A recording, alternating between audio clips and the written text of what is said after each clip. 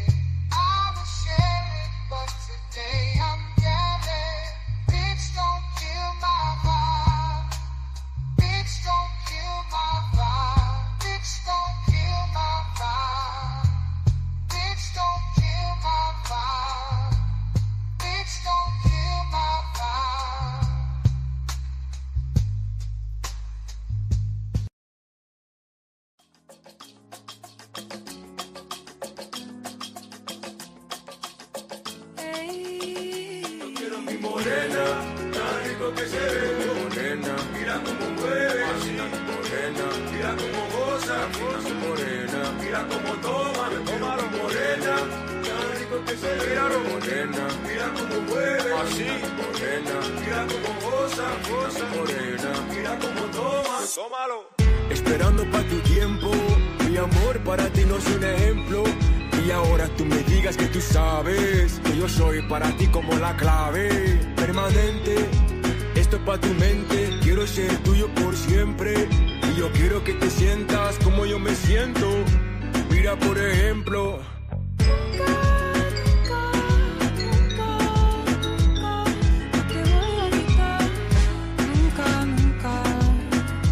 Siempre voy a estar aquí a tu lado. Nunca me voy a cansar. Solamente yo te quiero enseñar qué tan caro es. Mírate qué tan caro es. Yo quiero mi morena, tan rico que se ve. Morena, mira como mueve, así. Morena, mira como goza, morena, mira como toma, mi morena, tan rico que se ve. Morena, mira como mueve, así. Morena, mira como goza. Ahora tú me dices que tú sabes. Te veo bailando, te veo gozando, te veo andando por la calle, mi morena. Yo sigo pensando, si yo sigo pensando que yo te quiero en mi brazo, mi morena.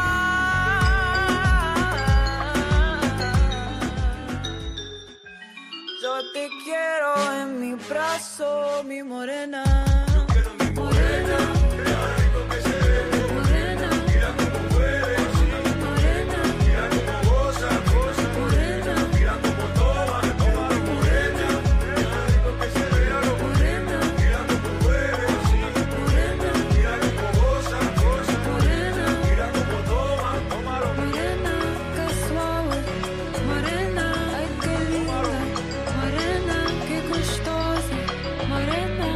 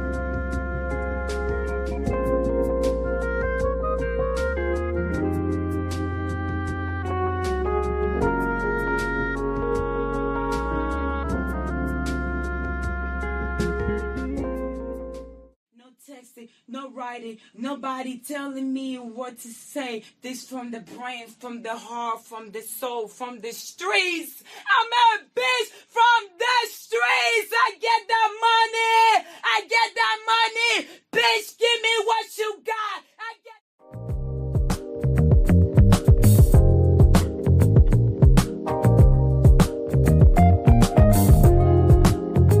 Check 1, 2. Let's go. Come on in. In this moment, Yes. I cannot say what's wrong or right. No. It's not hard to fool You me. are No. here. 'Cause I'm addicted to the good Sure. life. Wow. Yes. Hey, come on. Let's Lead go. the way, I follow. No need to say No. where we are heading now, babe. I follow to the edge of it all. To the edge of it all. So tell your good night, 'cause I'll find no matter what. Yeah.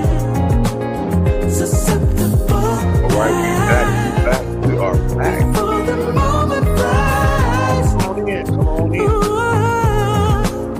so tell your good night, 'cause I'll find no matter what.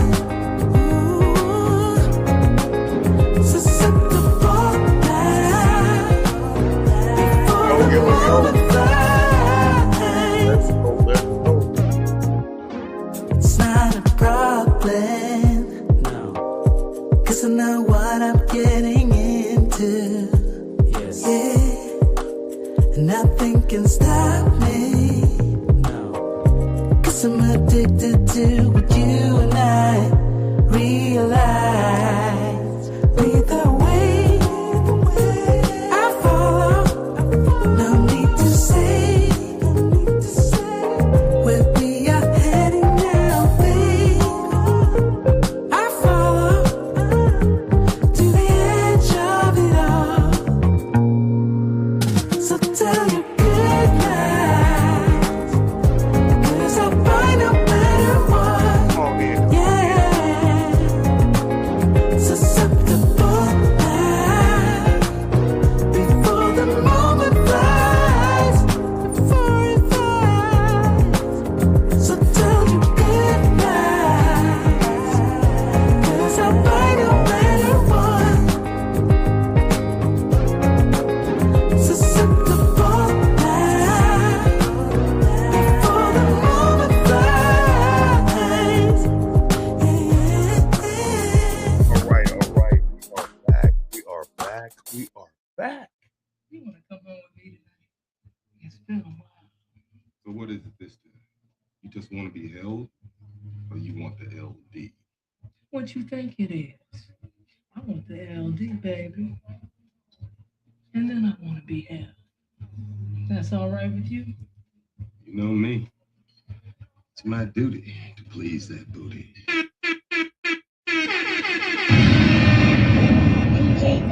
Peace, peace, peace, peace, peace, peace, peace. Peace to everyone that is tuning in tonight. I am back. I know it's been a little minute. It's been about a week since I've been online, but I hope all is well. I hope everyone is good. I hope everyone is striving to be the best version of yourself. Happy Friday to everybody. Happy Friday. Happy Friday. Can you dig it? Can you dig it? Can you dig it?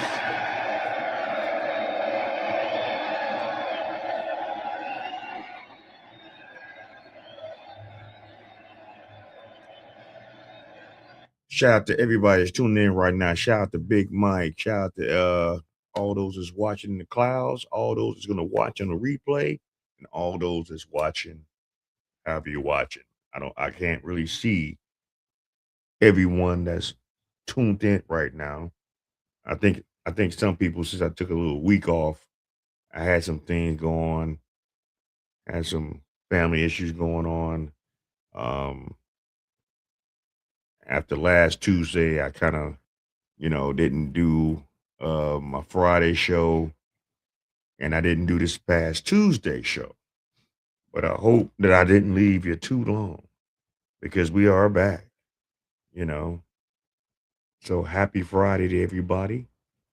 Hope everyone is safe. Hope everyone had a good week. And I hope everyone's striving to be the best version of themselves. We got a lot to talk about tonight. I kind of been watching a lot of things that's been going on in the YouTube and the internet streets. So we're gonna talk about a few of those things. So before we get in and get started, 'cause I'm not gonna do a long soliloquy. I promise you, I promise you, I promise you. I'm not gonna be too long. It's the late night show. It's Friday night, Black Bottom Rodcast. Now I'm your host, Ross Lee. I'm here to bring the real, have grown folk conversations, and have a good time talking about it. So come on in, get you some water, eat you some fruit, roll you a blunt, have you a beer, get you a cocktail. My man Big Mike said, get you some juice. But you gotta leave them pills alone, 'cause them mugs will kill you. We got a lot to talk about right now. But before we get started, before we go any further, we're gonna go ahead on and start on what we normally do, and that's our body cam. Shout out to Heavy Gant. If you are not subscribed to his page, please go over there to the Heavy Gant Reacts and subscribe to him and tell him that the Black Bottom Roscast sent you. This is our first time observing this body cam. So let's see what it's all about. And then we will just take it from there. So without further ado, let's go.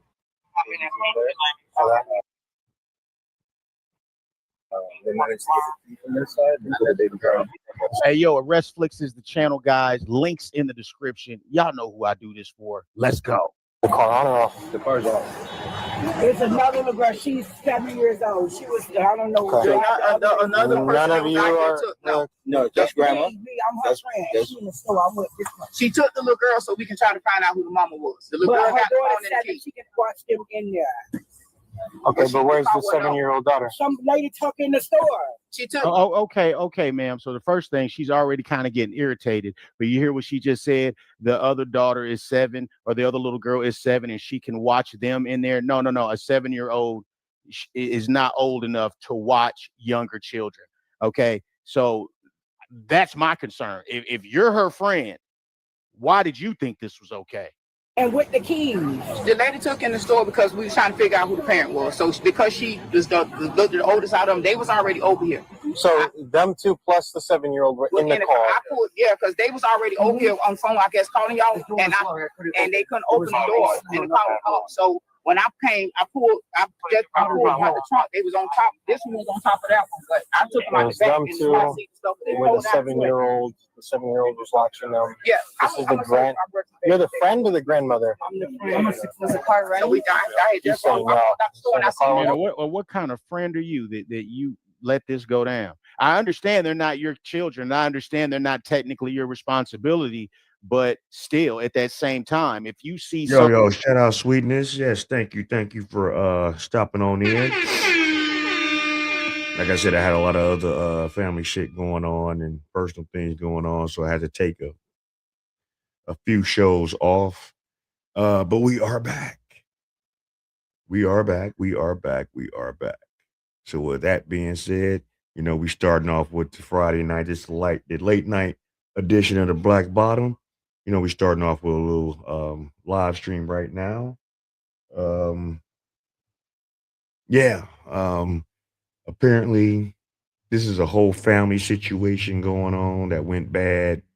Sisters going at it with each other, and the sisters' kids, and just one big hot mess. And this is what I be saying. A lot of times, I understand that in a lot of our culture, we want to like look out for our family members and, make sure they're doing good and so they can get to another level. you know, of success for themselves, but there are just some family members that you just can't get along with. There are just some family members that they don't need to live with you because, like my grandmama always used to tell me when I was coming up, you always find out how a person is when you live with them. You know what I'm saying? I appreciate it. Like I said, but I'm back. Be back. You know, I'm back like I never left. I know it's been a little minute, but hey, it happens sometimes. You know what I'm saying? As much as I be wanting to do these shows, sometimes when things come up, you know, it is what it is. But like I say, if I don't do my scheduled shows, either one or two things happen. Either some things that I couldn't get to it that, on time because I had some personal shit going on, or, hope for the best that I'm still here. You know what I'm saying? Behave. Yeah. Yeah, baby. Yeah. But regardless of that, I'm still here and we still on. So let's go. Something dangerous happened to a kid, you can't be like, well, that's not my kid. I mean, come on, you supposed to be a friend. You supposed to be like, nah, you can't leave them babies in the car by themselves. Yes, that's my car was off. And the car was off. No AC, no nothing. Who's that? Is that the owner of the vehicle? The mother, yeah. Are you the owner of this vehicle?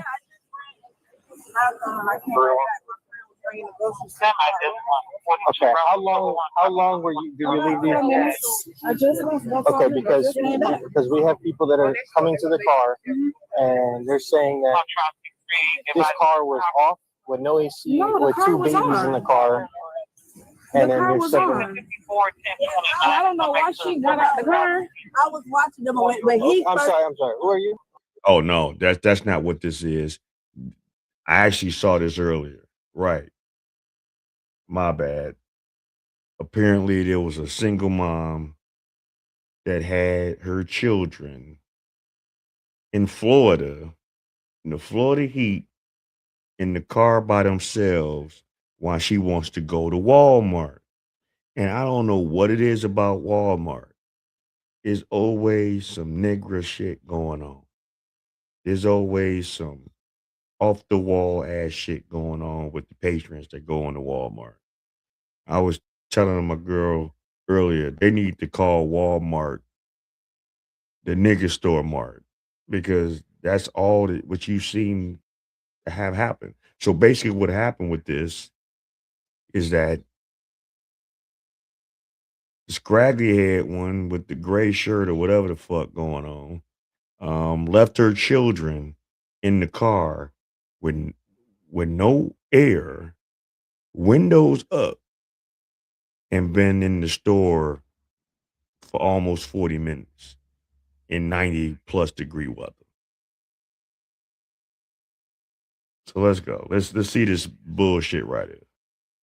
Yes, I'm a friend of hers. When he first started calling 911, he saw me standing out there in the car. Yeah, because I just went to go use the So bathroom. you were here at the car. Yes, I guess because I wasn't right there. He feel like they buy their stuff. So I told the young lady to watch them while I go get them off. It's just a bunch of nonsense. Hold on, man. So you mean to tell me you got three women, and those women, this woman here and the other older woman that just talked, they're significantly older than her. So y'all know that little kids cannot be in the car by themselves, especially in the heat like this. All right, so what are y'all saying, that you were just standing outside of the car and the police thought that, or they thought the kids was by themselves? Yeah, I don't know about that. Let's keep watching though. Yes. That don't make no sense. They just do too much right here. So were you the one that was watching the kids? Yes. I'm while standing she up. went inside? Yeah. I got the keys and everything. He said, oh no, they buy their stuff. I didn't see you took So the then, car. what? Do you mind me asking, why did you take the 7-year-old inside? And leave the No, two she kids? was right here watching them. I asked her to watch them for me while I go get her to tell her. Watch who? Like, hold on. So you know this woman and you Yeah, but no. This story don't even sound right. But as the police persist on investigating this situation, you're gonna find out what strong face over here is talking about right now with the blue shirt on. You know, the plot's gonna thicken. So just strap in for this bullshit. You know those children. Why would you just say, hey, can some strange person that you don't know watch the kids? And you hear how normal they trying to make this sound? Let me rewind this back. You hear how normal they trying to make this sound? Like something's wrong with everybody else that you left babies in a car. Hold on. And it's, I don't know where this is. Probably look like Florida or something. You know, it's probably hot outside, but you left them by themselves. And y'all trying to make it sound like it's okay. 3 adults.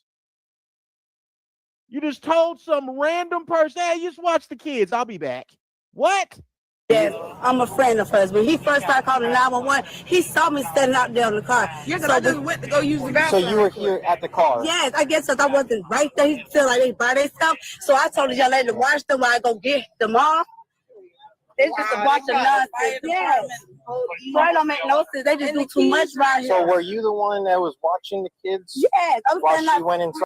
Yeah, this motherfucker right here that's talking don't even know the mother. But what's going on is that this woman is trying to take up for the bad decision that the mother's doing. And the police are trying to find out what's going on because, of course, they don't know. They just got on the scene. Someone called. And listen, the story's about to get real sad and triggering. If you love your children, if you have children, and you care about their well-being, this is not something that you want to have yourself put into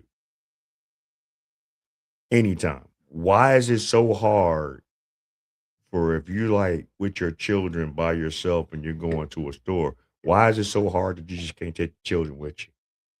Why is that so hard? Are your children that bad or uncontrollable that you can't hold order while you got them in a public space, while you're trying to go and get whatever the fuck you getting at a nigga mart? You know? Is it that bad? All right, let's go. Inside? Yeah, I got the keys and everything. He said, oh no, they by themselves. I didn't see you took So the then, car. why, do you mind me asking, why did you take the 7-year-old inside and leave the No, two she kids? was right here watching them. I asked her to watch them for me while I go get her to tell her what he just did. No, I was watching them. I told her to watch them for me Or when you went while I go inside? get her. And I'm like, he's doing too much. He make You see how confusing they're trying to make this. You see how they carrying on and all this. Who shot John? Like, come on, man. Yeah, y'all are doing a whole bunch of carrying on right now, trying to make it all convoluted. Y'all left the kids in the car.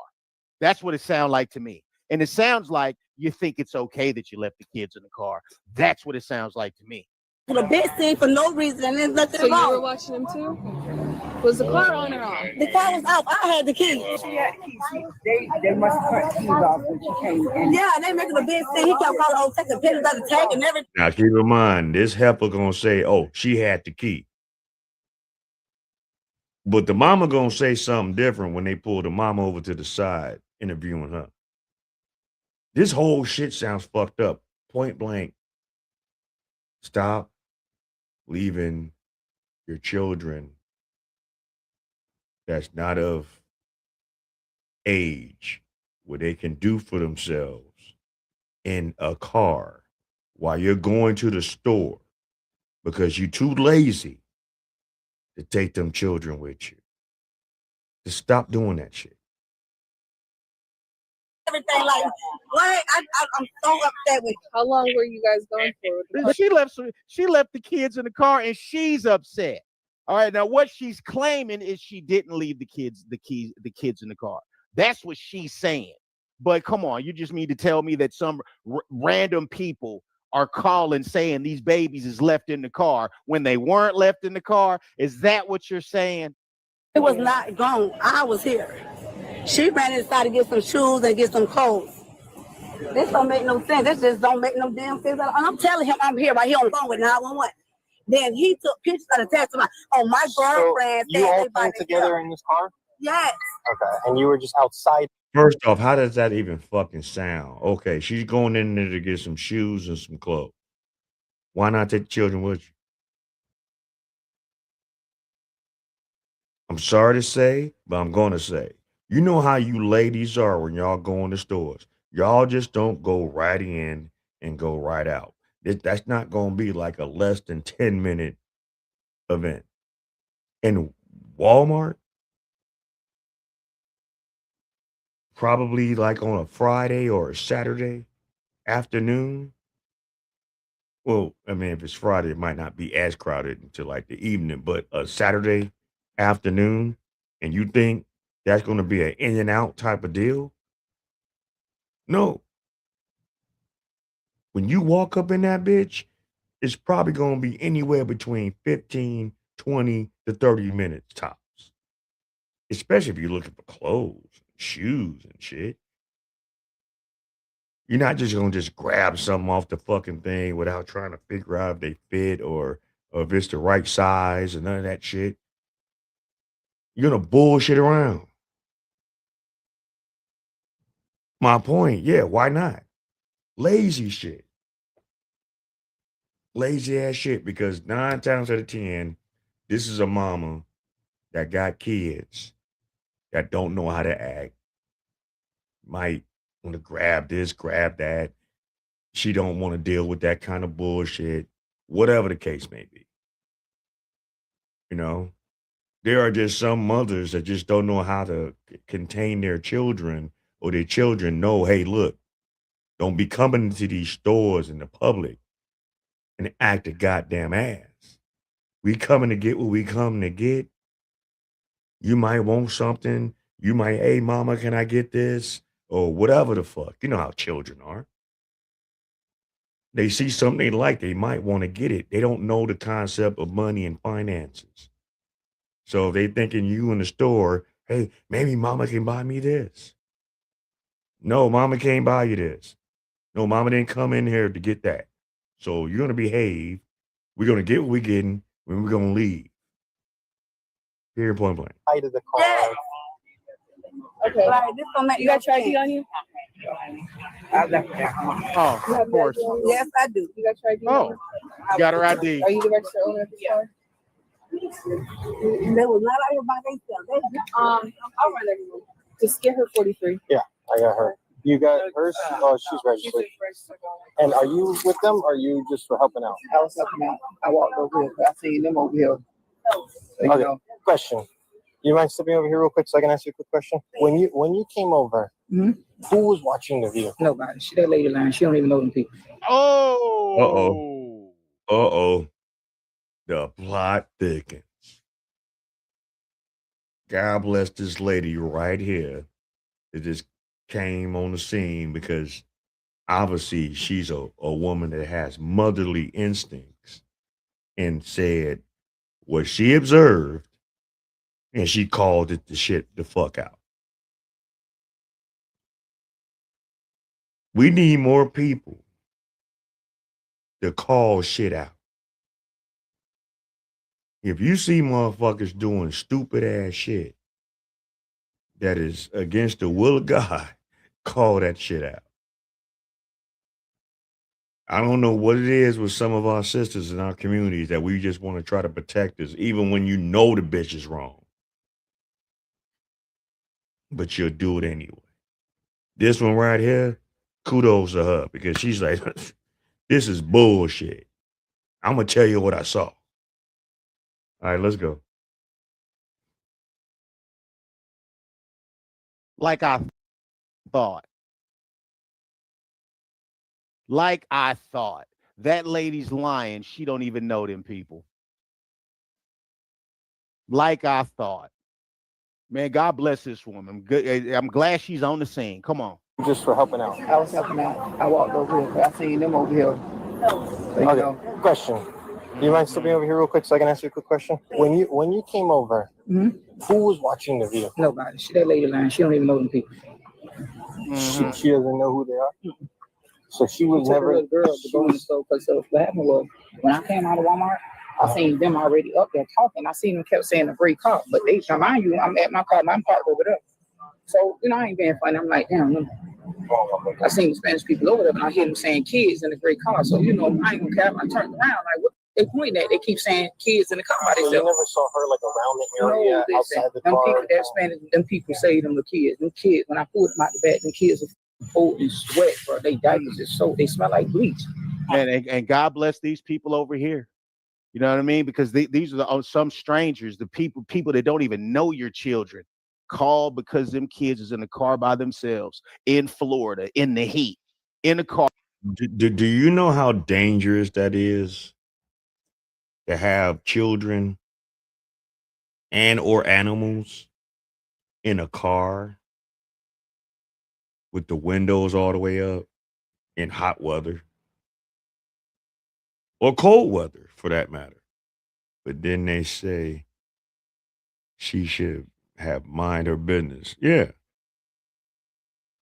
That's what these bitches would do. See, there are some heifers out here that will go over and beyond to negate the fact of wrongdoing, man.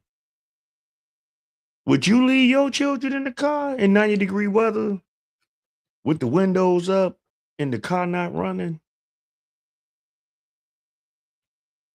And these children are at a certain age that don't know what to do in a situation like that, like open the door or even get out the car for that matter. They're told to stay in the car. So 9 times out of 10, children gonna stay in the car, but the windows is up. The car ain't running. It's 90 degrees outside. It gets hot. You know how many people have perished sitting in a car in the heat for too long? Oh man, let's go. Car by themselves. 3 grown women, okay, who are mothers, who know children don't belong in the car by themselves. All 3 of them women abandon these kids. They say she went to take her to go find the mama. So she asked me to watch them while she go find the mama, and I just gave them the water. So Did she leave them in the car until you watched them, or are you the one that took them out and put them in the shopping no, cart? I put them in the shopping cart. I just took them out of the car. Okay, you're the one that took them out. Yeah. Okay. When And she they gave heard me water. him talking, Okay. and I told her I was gonna leave, she said, "No, don't leave, because they really gonna take me by themselves." And then that's when I said, "Well, just watch them while I go leave them alone." Yeah, I got you. All right, just stand by for a second, all right? Did you two come here together? Yeah. Okay, so you left them in the car by themselves. No. So why did she rip out the babies out of the car seat? Rip out what? Did you go inside? She only ripped out the They 7-year-old. cut the door. So what happened was, I seen all She's the the one that took the I kids out. opened. I'm just show you what it looked like when I opened it. It's just like this. The secret flip up like this. I seen one baby, which was him. Yeah. First. Okay. I pulled him out, and then that's when I realized it was another baby. But you seen them in the car by themselves. Yeah, they was. And then I got her out, and when I pulled her out, that's when I seen that one. And I that said, must have been when she came to get me to get my car. No, because they wasn't in the car alone. No, But they were alone for long enough for multiple people Well, to here's call the thing. 911. So when she got her, that lady You have an got you her, have so a we full was driver's like, let's license? just go try to find the mom, What's because your they was name? already on the phone with the police. You know So your it's like, social let us security find. I said, number? what the phone? So with all this being said, you left your kids alone. I Hold didn't on. leave them alone. But you I did. went in the store to give her the car. Hey, she got to get charged with something up here lying. Okay, she has to. I think that's obstructing, right? Getting all involved in the situation. Right. And the girl in the blue, like, what the fuck? Shut the fuck up. Because really this ain't even your business.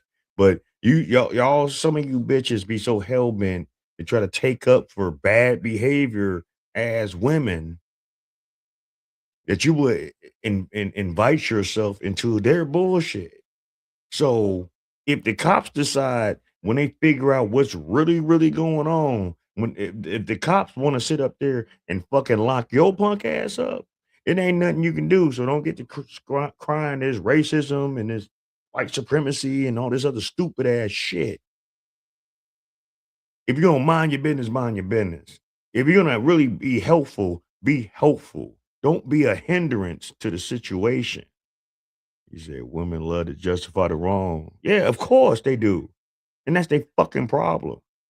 And I'm telling you, a lot of women by the end of this night that ain't got their mind right, what we gonna be talking about tonight, because y'all see the title. A lot of them gonna be in their feelings tonight. I'm at that with it. I'm sick of this bullshit. I'm sick of the justifications of bad behavior of women, but women always want to talk about how bad men are. It go both fucking ways. But more and more we seeing what's really been, and it's always been. It's just that men didn't have platforms like this to talk about these kind of things. Men didn't have the proof to put it out there on display like we have it now. And I ain't saying it is all women that we react to on the internet and shit like that. No, it's plenty of men that do the same motherfucking bullshit. But don't sit there and say that it's all men when you got just as many, if not more, women that do fuck shit out here in these streets. So come on, let's go. Lying. Let's keep watching. I went in there to give her my bank card. But you have to, no, but you have to understand. You left them alone long enough for multiple people to call for their well-being. It is what it is. And also, what man would do this with their children? Period. What man would take their children to a grocery store, a mall, a convenience, whatever the fuck? What man do y'all know that would leave their children in the car with the windows up and the car off so they can go into the fucking store by their goddamn self? I'll wait. If y'all show me one incident when y'all saw and heard of a man do that shit, I'll shut this shit down right now. Is right. So, lesson learned. We're not going to do that again, because if she would have put the car in drive or put the car in reverse, Man. that's a remove. That's a freaking removal, right? Yeah. CPS will be called. You cannot do that. I'm sorry. It is what it is. I understand you're trying to do whatever it is that you got to do, but mom to mom, it's 90 degrees outside. You now. left them in the car long Come on enough. now. Multiple people call 911. Hey, you should have had to be told that, man. You know better. You know that those kids do not belong in a car 90 degrees outside in the Florida heat. 90 degrees outside. How hot do you think it is inside the car? It cannot happen. And not only that, you left them in there long enough that someone was able enough to remove them from the car, have fire rescue come, then have the police come. And what should be even more horrifying here is you had two other adult women make excuses, try to justify the situation, get to lying about the situation. It's a good thing you had some people on the scene that cared about them kids, that got some common sense and was going to speak on it. These three people, boom, boom, and then the other woman. You know what I mean? The people that's the sad thing about the kids. The three adults that are in close proximity to the kids don't care nothing about them, at least in this situation. It's too long. Do you understand where I'm coming from? Okay? It can't happen. It's South Florida. People kidnap kids all the time. And that's the easy lick. This witness tells officers how he discovered the children locked inside the hot car. Tell me what happened today. So we were walking. I usually never park here. I usually park there. So we happened to come to Walmart to go shopping. And we started walking. As we got to the door, before the door, her son is the one that noticed that there was a sound coming, like a knock on the back of the trunk. Did you see him? Crazy. He saw the car seats, but he said, I think there's somebody in there. So you noticed the sound. So these kids were sitting in this car by themselves with all the windows closed, doors possibly locked. Of course they was probably locked. Yeah, they were locked. And somehow, because some cars, you got the back seats that you can like let down and actually crawl into the trunk, and was in the trunk, knocking on the trunk door. Can you imagine if no one was really giving a fuck or not paying attention or not caring? What could have fucking happened? Had the mother got back to this car too late, whereas no one was witnessing what was going on, if everyone just was minding their own business and decided to just whatever they hearing, oh, it ain't my business, so they ain't about to get involved. Can you imagine the calamity that could have happened behind this? In the back of the trunk. Yeah, as we started walking down there, then he said, let's go take a look. So I thought about it. I said, that couldn't be true. But I went and took a look anyways. So we had nothing to do. So when we look, I don't see nobody there. But he's the one that noticed that there was they were stuffed in the back of the trunk. And I said, oh my God, there are people back there. There's kids. Okay, so how do you know that there's kids in the trunk? Because we were looking inside the car. Looking inside the car. Correct. And you saw what? A hand, a foot? I seen foot, and I seen diapers and stuff a little bit like that moving. So you seen a foot sticking out? Yes. Yes, ma'am. All right, so hold on. That's when I called quickly. Did The you say car it was was off. like it was like an opening? Yeah, the back of the opening for the back seat was open to the trunk. Okay. Like it was set up for them. So then what happened after you noticed the I immediately called the police and told them that the car was off. There was no AC blowing in there. And we even looked in the car. The car was completely off. Okay. So what Mitch and Mitch. So what happened when you noticed that there was after that? I give the description of where we're located very quickly, and the car and the information for the seats. Now there, not the seats, the license plate. There was another witness that came on scene. What did you see her do? Wasn't it A lady with a blue dress. Yeah, she came on. I don't know who. I don't know where she was. What It about was. this lady in the flower dress? She came afterwards. Okay. And what She did did. she It do? was us first. Okay. It was us. And what did the lady in the flower dress do? She did go in there and she told them to open the door, and as she opened the door, the little girl unlocked it How many for kids, her. How many kids did you see? 3 of them. The tall, the middle-sized girl, the young girl, I call them kids, and the 2 babies. Where were the 2? And let me say this, man. It's not to say that the mother of those kids doesn't care nothing about those kids. Let me be clear with what I mean. I'm sure she loves her kids. I'm sure she does. In her own way, I'm sure she loves her kids. What I'm saying is that her and those other women are completely comfortable neglecting them, and that neglecting them is normal. They've normalized neglect. Okay, you hear how the other lady was talking? The other lady was talking like, what's the big deal? You just left the kids in the car. Like what are y'all tripping over? We just left the kids in the car. So you can care about your kids, but who cares? Who cares that you say you love your kids if you're comfortable neglecting them? What if this dude was a weirdo? What if his wife was a weirdo? What if they figured, hey, let's take a kid, or let's take 3 of them? Oh my God, it's a jackpot for people out here that want to do crazy shit, man. And there's so many people out here in the world that's on that. And you got some parents out here that just don't give a fuck, man, about what could happen. How many children do we see and hear about come up missing? And then something bad happen. Who to say these motherfuckers wasn't no traffickers? Not to try to discriminate, who they are as far as they race and, stuff like that. But who to say they wasn't them kind of people that they could have broke the glass of the car, snatched them kids out, and when the mama got back, your kids would have been gone. Or even worse, if no one was there to witness this shit and just let that situation just play its own self out and motherfuckers do what they do a lot of times and mind their own goddamn business, and something worse could have happened to them children.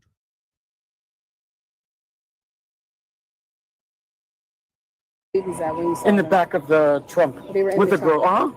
All of them. They were stuffed inside there trying to hide. So you saw all 3 of them in the trunk. Correct. And then the lady in the flower dress, she was able to convince the 7-year-old to come out? Yes, and she opened the door. All right. And then she took them and noticed that they're No, the one with the purple dress. Yeah, the one with the blue dress. I'm sorry, the purple dress. That one is the one. It was confusing. Yeah, it was. She told her to check the room. Okay. Yeah, and then she opened it for her. Correct. And then That's she took right. the little girl with her. But then she came also and tried to help him out. So does she know them or no? All I know is we were there first, and that's Were the kids sweating at all? very sweaty. His eyes were like this, and I was freaking out because I didn't like it. Officers speak with another witness to gather more information. Approximately what time did you notice all of this took place at? I pulled in here. I seen them standing like in front of the store already. Okay. Like literally, not even lying. I heard him talking, but I just kept hearing him say something about a gray car. But I'm walking in the store. Okay. Kept saying gray car and pointing. I noticed people were standing around, but I went in the store, shop, got my stuff. Yeah. I come out. But now when I come out, I notice I see air. Now I see the same faces. I'm sorry. I see the same faces that was over by the door over here. So, cause see, I'm parked right there. So I'm turning around. I put my stuff in the car, and I see him like saying, "There's kids in the car." He's screaming, "There's kids in the car," and I see him like by the window. Do you know approximately what time? I'll tell you. Right now it's I 4:34, can tell you because my phone rang as soon as it happened. and we got here around like Mm-hmm. 3:50ish. 3:32. Because she called my phone. I stayed on the phone.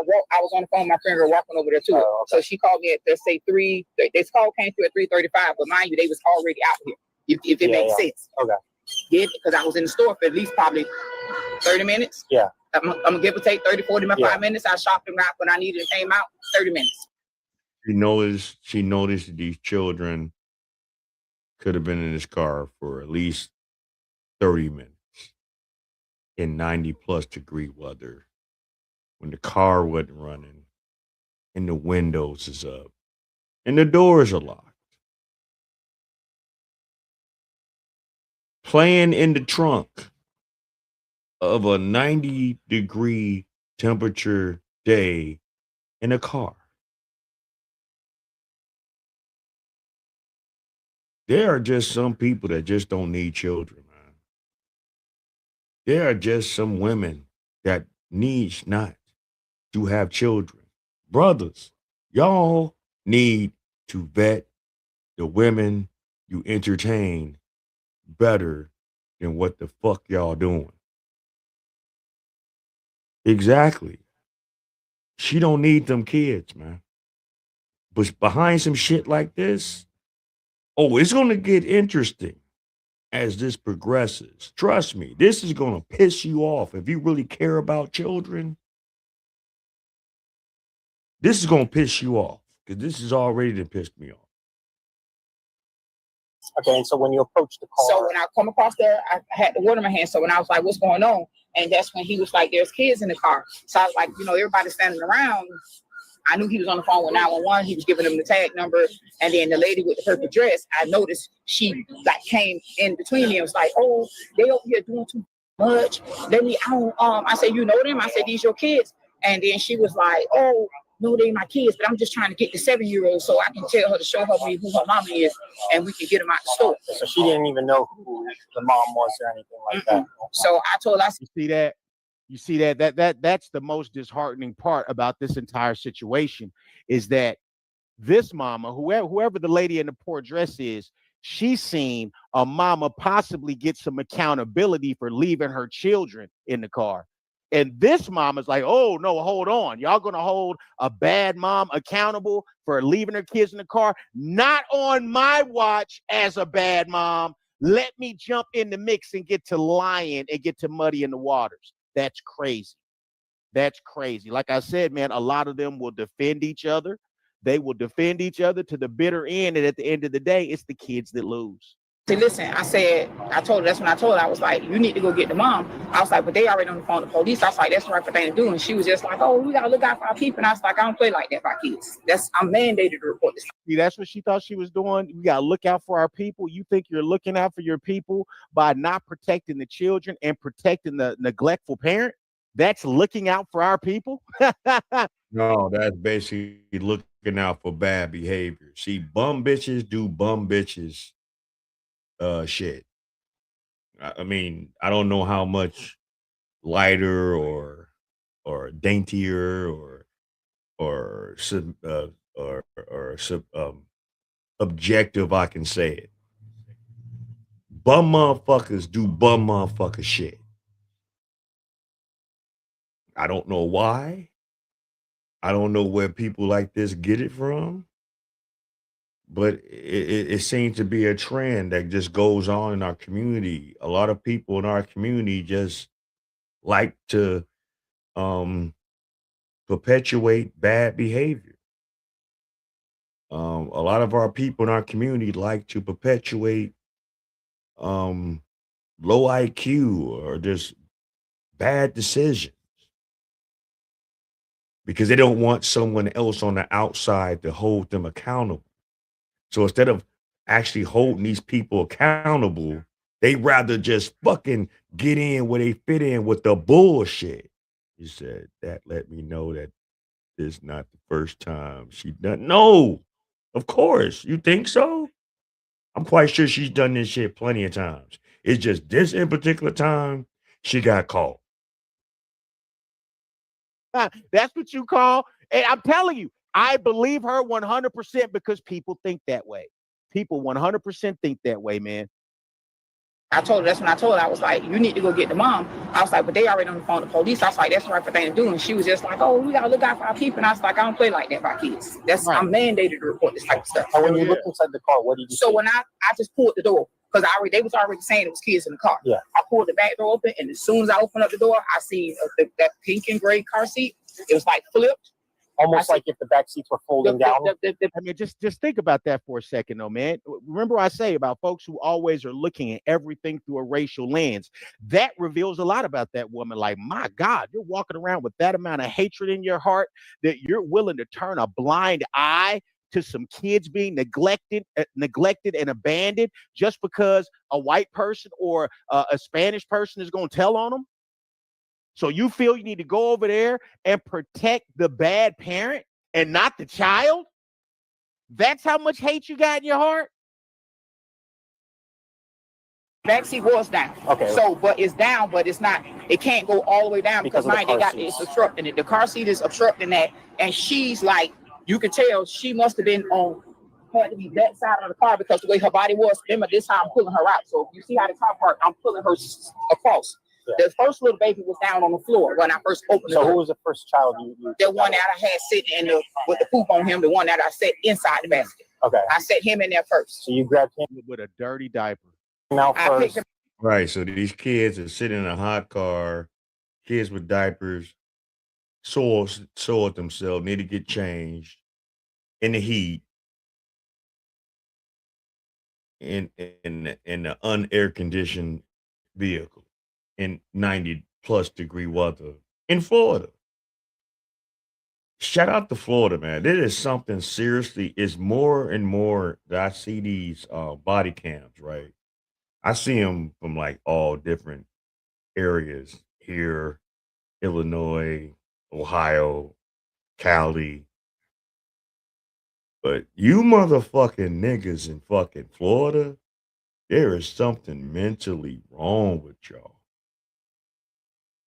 They even got a law that if the police apprehend individuals that are known to have like mental like problems and shit like that, they kind of handle them like kid gloves in a sense. They don't really like be as aggressive with them opposed to like a regular person. They kind of like, I won't say necessarily say let them get away with shit, but they kind of handle them in a different manner to what they would handle like someone else. And it's sad that they got a law out there like that, but that's the Democrats that did that bullshit. It's something the motherfuckers y'all vote for. But anyway, we're gonna talk about that some Come up other and time. then I, shopping cart. so yeah, and I almost like kind of like because he's soaking wet, like the And was he sweating? Sweating, cold, drenched. Did he seem like almost out of breath? He looked like he was about to go to sleep. So that's when the man was like, "Oh, I think they tired." And I was like, "He's hot," like you could tell. Yeah. So I had just bought a cold bottle of water. I opened up the water. I immediately started giving him water, and I put it on the back of his neck. You see what this is? You see what you're hearing right now? You're hearing motherly instinct. You're hearing motherly instinct, man. She knew to try to get these babies some water. Let's get them up out the car. Okay, you can't listen, man. It's a whole different thing when a mother she sees another kid that's in harm or a baby that's being harmed. It's hard for me to look at kids and not see my own children. And that's another part of this story that's so depressing. I took the day off yesterday, y'all. And this is the first video I'm looking at. This is depressing. Okay? That 3 women that I'm positive are mothers had no motherly instinct in this situation. And the only instinct was racism. Okay? That's why that woman jumped in and got to lying. My God.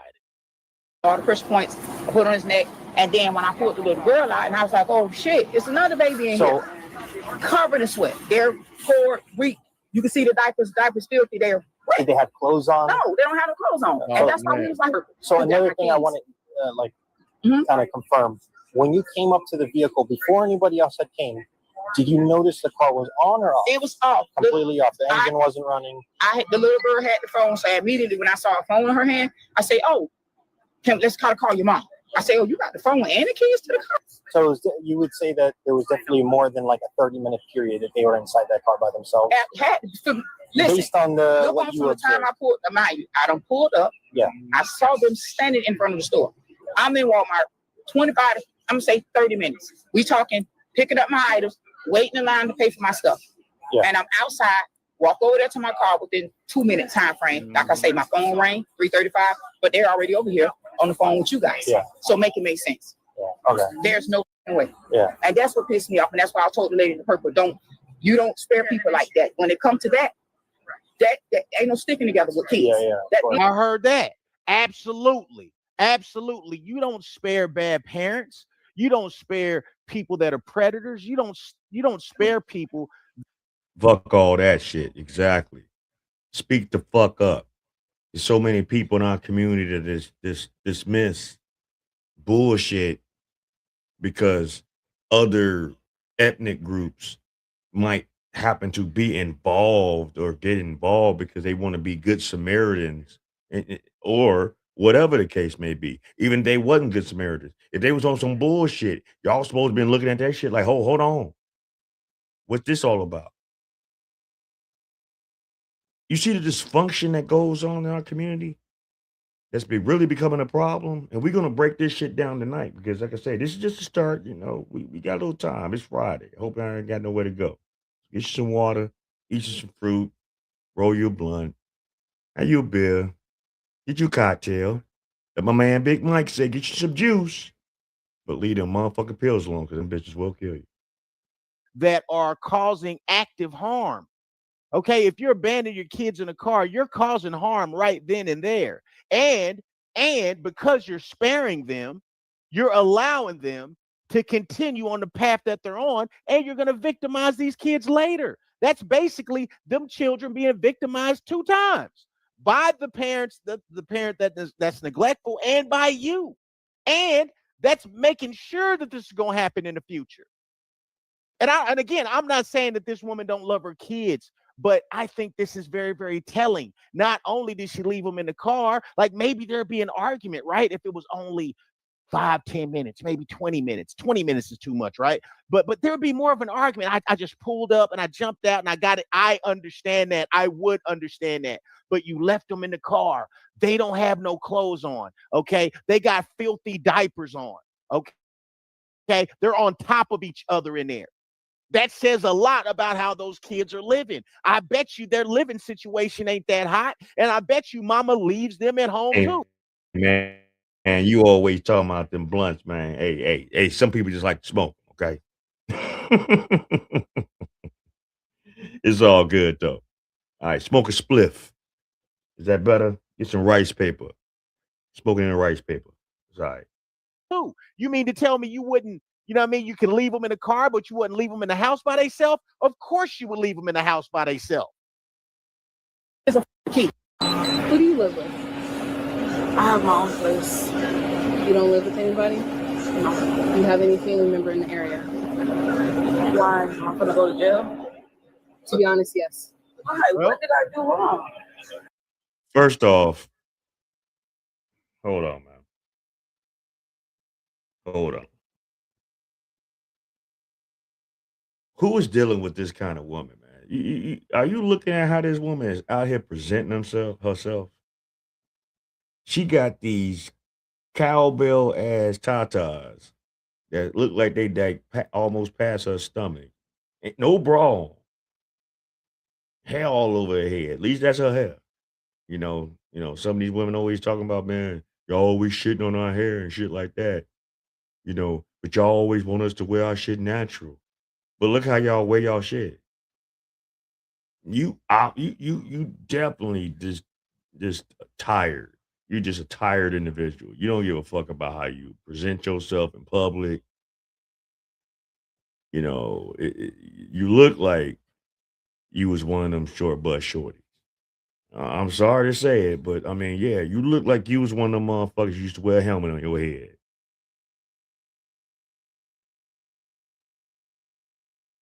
But these the most educated. These are boss babes. These they don't need a man. Definitely ain't no father around. But you got about 3 kids in this car. Ain't no telling how many baby daddies you got. We don't know. That's not the issue or the subject of the matter right now. The subject of the matter is why the fuck you leave these damn kids locked in a car in Florida in 90-degree weather with no air conditioning and the doors locked. Yeah. And she thinks she didn't do anything wrong. Sweetness, she has the immediate gall to act like she ain't did nothing wrong in this situation. Hold on, let's go. Okay, so I'm going to explain this to you, right? I have 2 witnesses. I'm going to explain this to you. I have 2 witnesses, mom to mom, because I have a 5-year-old. I have 2 witnesses that called 911. Your kids were found in the trunk of a car with oh yes. They play in the trunk of the car. They wasn't found in no trunk of the car. No. That's how they got noticed, because they heard because they be playing in the trunk. You can ask my daughter. No. I don't care. Oh, hold on. And then you even gonna try to justify the fuck shit? You're gonna try to justify to the officer that, oh, did they just play in the trunk of the car? No, they shouldn't. What the fuck are you talking about? See, I understand that some of these newer cars, the back seat, you can let down and you can actually go directly into the fucking trunk of these cars. But the children don't need to be doing that. So what are we talking about? You know, that kind of mechanism that they make for these cars is really made for when you got shit that you want to put in your trunk and your trunk is too small to do it, so you let them car seats down in the back so you can get more room to store whatever you want to store, or so you can just do something quick and just place it inside the trunk without having to necessarily go in the trunk. That's not a fucking playpen. It's a fucking metal car.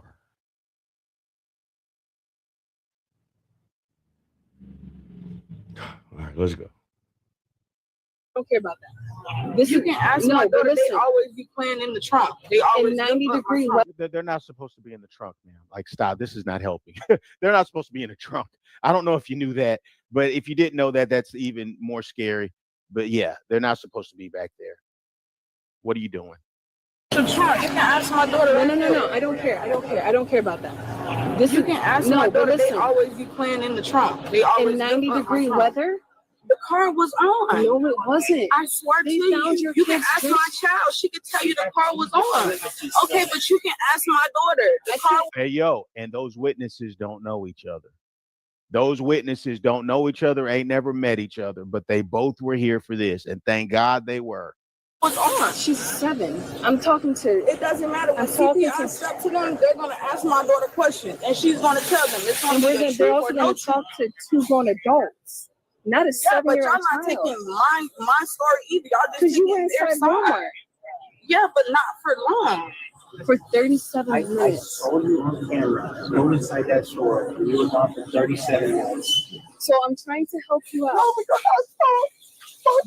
You don't have any family members? I told her that I was not. Bitch. Hold on. So you about to cry now? You about to cry now? You about to just do all this melodramatic ass bullshit right now because now that they seeing what's really going on, and yeah, you about to go to jail. Now you about to start to cry. I mean, as I said, there are just some people that just don't need to have kids, don't need to raise children, don't need to be even around them. This is some trifling ass shit.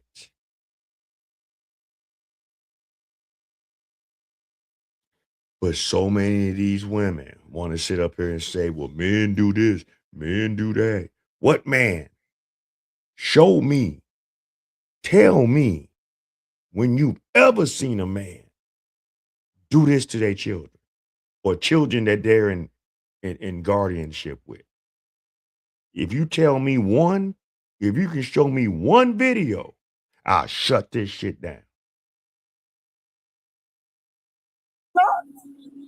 I'm gonna go in the store, but because I had needed to grab a few extra things, I still didn't need to go in my first box. I've never been to no jail. We know. But you need to call a family member.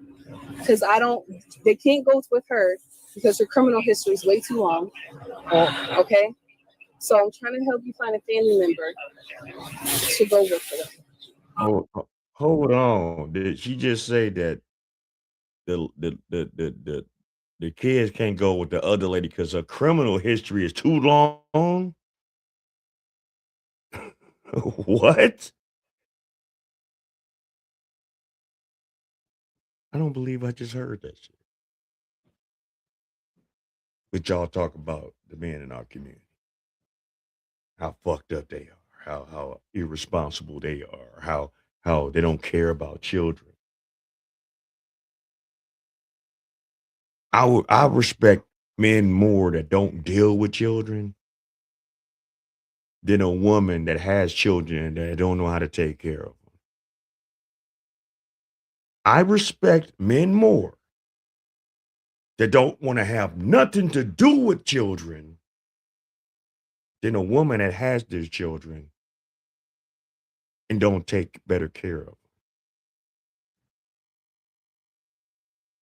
What's worse? Do you understand? I cannot afford to go to jail. I want you to. Hey, yo, I understand that. I cannot afford to go to jail. Yo, I completely understand that. But can you afford to leave your kids in the car? Because I tell you, if she came back to this car and these kids weren't there, she would never live it down. She would never live it down. This could be a good thing for her. This ain't all got to be bad. Okay. She has to go through this. You go to jail, you get spanked, you got to deal with CPS or whatever. She can come out, change everything over. But I think maybe there's some extra shit going on with mom.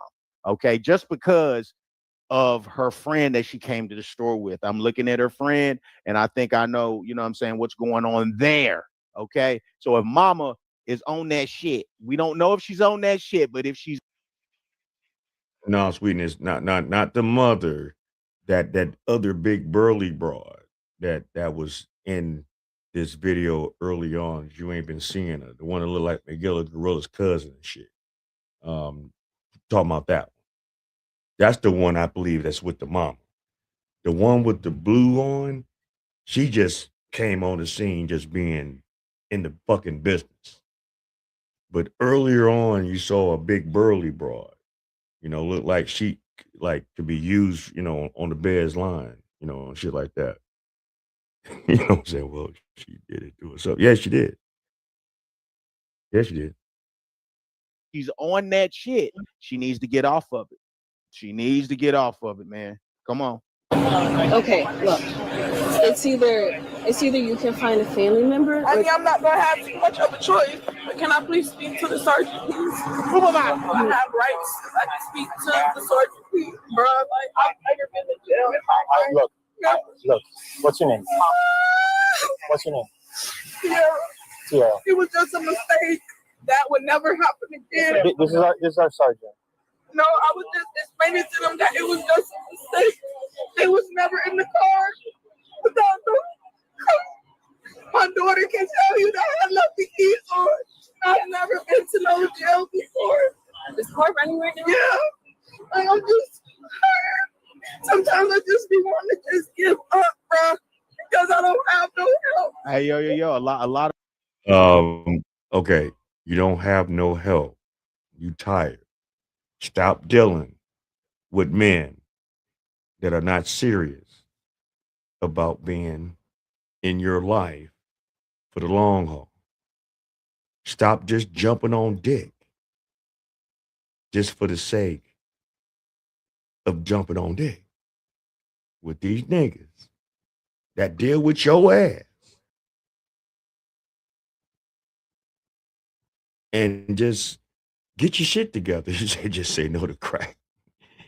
I don't know if this is a cracky situation, but just looking at her, I don't know. Well, I mean, shit, we in 2025. Yeah, you got crackheads that's driving around in Range Rover, so I wouldn't be surprised. But I mean, that's besides the point. Stop. But women want 6-figure men. Women want a man that's 6 feet, 6 feet tall, and 6-pack, and 6 figures, and 6 inches or better, and all this other stupid ass high expectations. And you got 3 kids by 5 different niggas, and you overwhelmed and you're tired. Why'd you do it to yourself? Why didn't you put marriage before the carriage?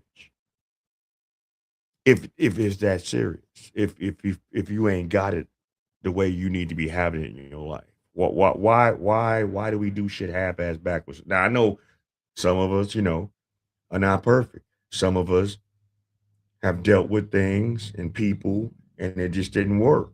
I mean, it happens, but still, no, that still shouldn't. Where's the daddies at?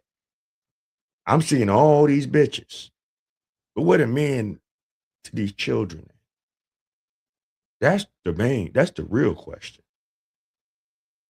A lot of people don't have no help, but you can't give up because you got 3 people that's dependent on you. You don't have an option to give up, man.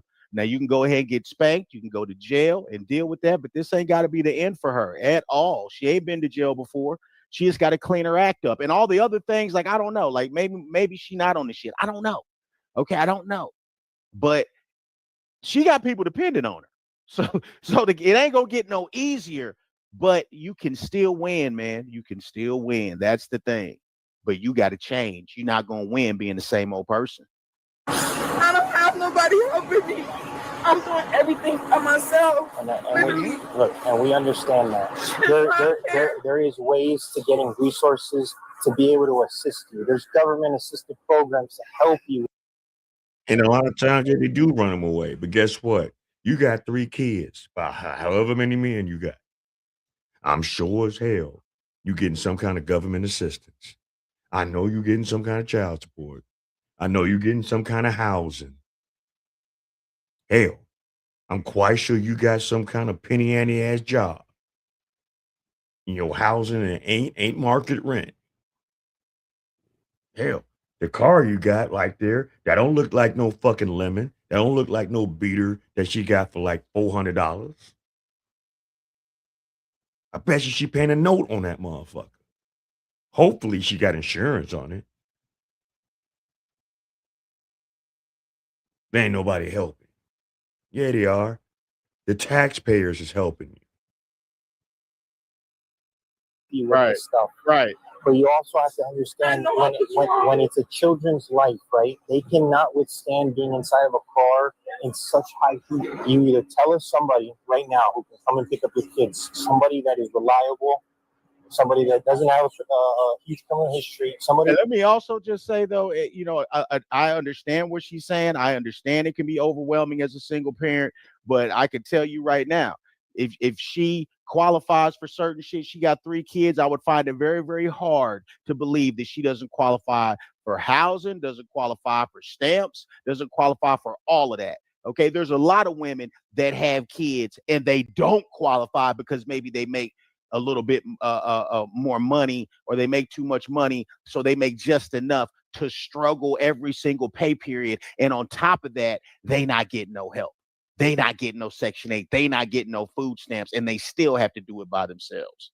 So enough of this whole sob story. I'm not hearing the sob story. Not hearing it. Once you had kids, I'm not hearing it, man.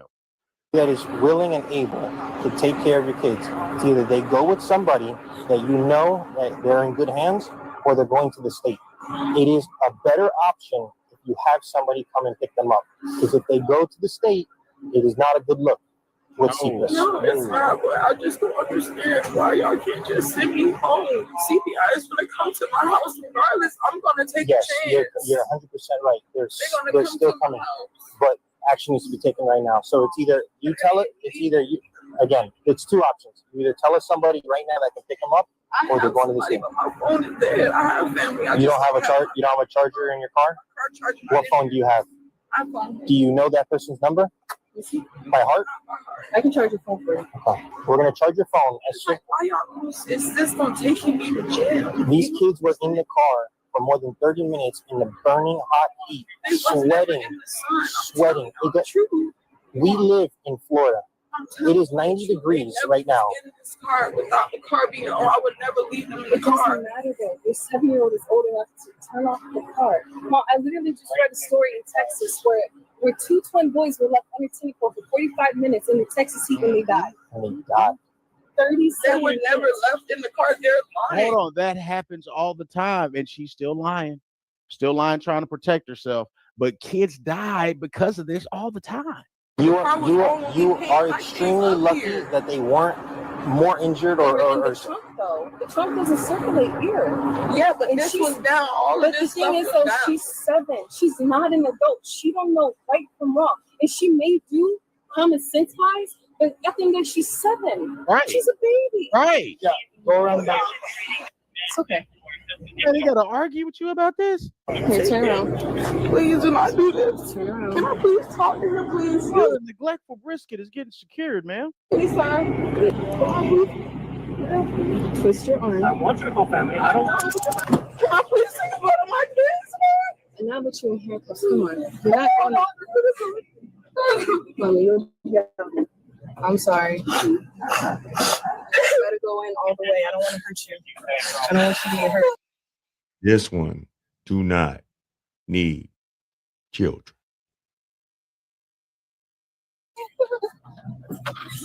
I'm not gonna be able to call somebody for my kids. And you said you was gonna charge my phone. Hey man, look, if you guys want to see how this all ended, go over to ArrestFlix and check their channel out. I'm gonna go ahead and stop it right. Yeah, man. That shit, that's just sad. So you already know where the fuck that's about to go. She should lose them kids. And I hate to say it, but in situations like that needs to be the case, you know. But anyway, we're gonna keep going on with the story, with the night. Hold on. Right. I know y'all heard about the situation with Jamal, Brandon Jamal, you know, the brother that it went viral, you know, with the single mom song, shit like that. There was a situation that just happened recently with him and his female cousin, whereas his female cousin attacked him. Fucking StreamYard. I don't know what's going on with this shit, but his female cousin attacked him because of his opinions for Jasmine Crockett ratchet ass. So anyway, so we're gonna go on to this, and we're gonna react to it. We're gonna see what he had to say about it. Shout out to Brandon Jamal, you know, and yeah, let's go. So y'all, my female cousin just did this to me because I said Jasmine Crockett is an idiot. My female cousin, my hard R female Kamala Harris, Jasmine Crockett voting for cousin, did this because I said Jasmine Crockett is an idiot. And then I simply said to her, who do you think, mind you, I used to like Jasmine Crockett because she's black. And then I listened to her and was like, oh, this girl dumb. Like, do you know how much of an idiot you have to? And that's the one thing that we got to stop doing, y'all. Just because a person's black is in certain levels of authorities doesn't mean that they're a good person for the job. You know, this DEI shit is dead.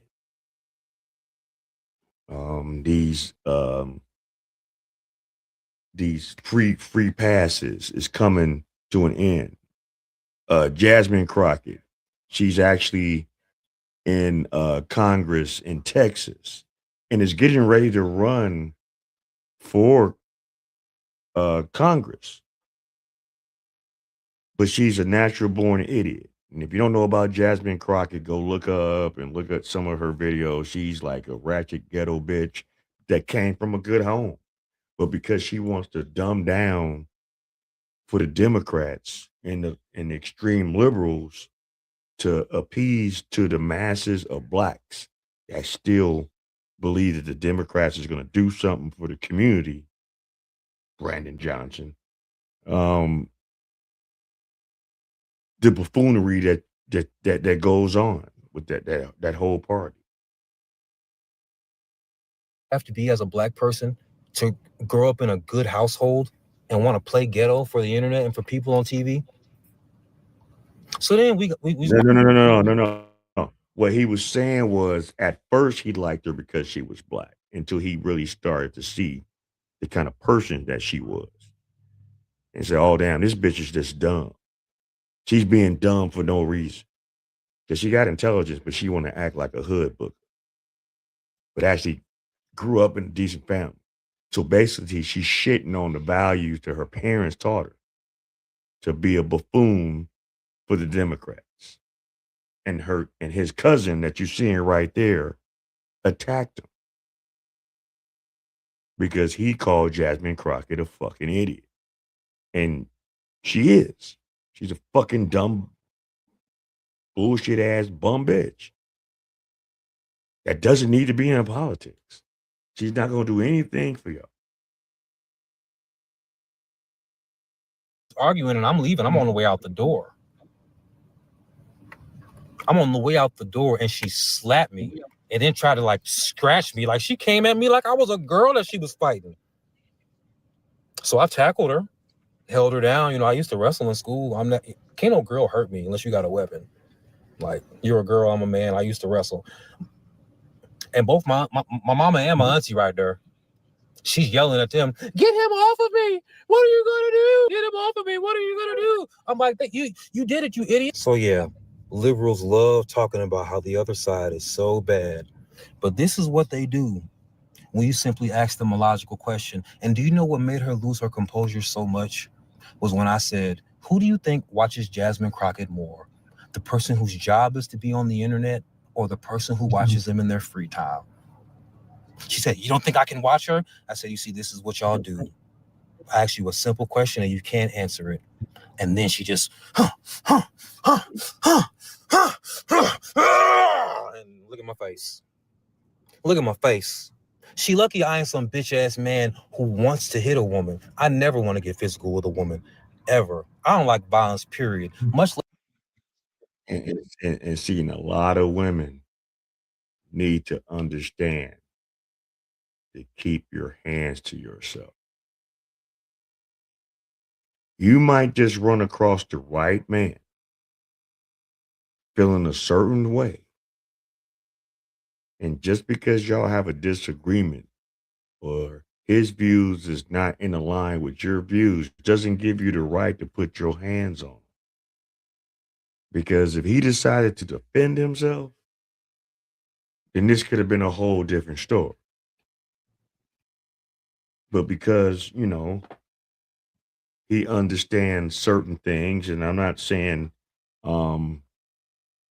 he was wrong for not doing what he could have done, which I mean he did right. No, he didn't give her the foo fops, you know, the skibbity paps. You know, he didn't tap that ass. He didn't put belt the ass, you know, but you know, he had to restrain her. But look what she did to his face.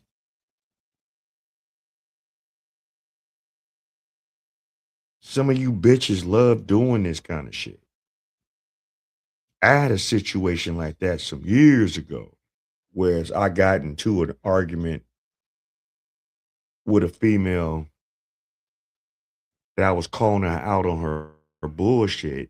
And instead of her holding herself accountable, she spazzes the fuck out, go Bobcat style, and scratched up my face. Kind of like that. And then ran out the door because she knew in most situations she'd have got the skibbity paps. But, you know, I let it go. I let her go. I let her run about that bitch. I didn't go after her, you know. But that's a story for another time. So anyway, let's go. Much less with a woman. And if I was the type of bitch ass man that was looking for a reason to hit a woman, she'd be waking up off that floor instead of getting up because I let her up. Oh, and if you're wondering, you know I called the police. They're on the way right now.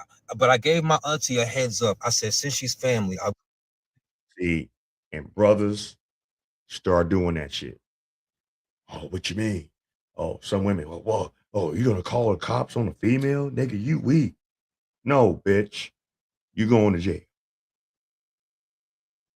Y'all gonna learn to keep your hands to yourself. Y'all gonna learn to stay in your own space. Y'all gonna learn that this over-aggressive behavior is becoming tiresome. It's becoming tiresome. Words is one thing. You can walk away from a motherfucker calling you all this, you, whatever, motherfucker. But when a motherfucker gets to putting their hands on you, yeah, put their asses in jail. You dig it? Can you dig it? Can you dig it? You that emotionally unregulated that you don't know how to fucking emotionally regulate yourself. You don't know how to have conflict resolution skill. You don't have any conflict resolution skill. And just because someone says something that triggers you, that gives you permission to put your hands on them. I'll give her a head start. I called the law. So she best not be here when the police get here. She probably won't be here when the police get here, but it's going to be a warrant out for her arrest or whatever county I'm in Texas. And I know where you live in Chicago, you stupid bitch. And you know what's really funny? I kind of look like the...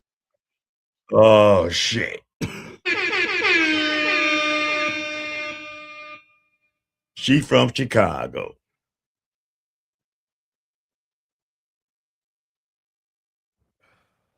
What is wrong with a lot of our people in the city of Chicago?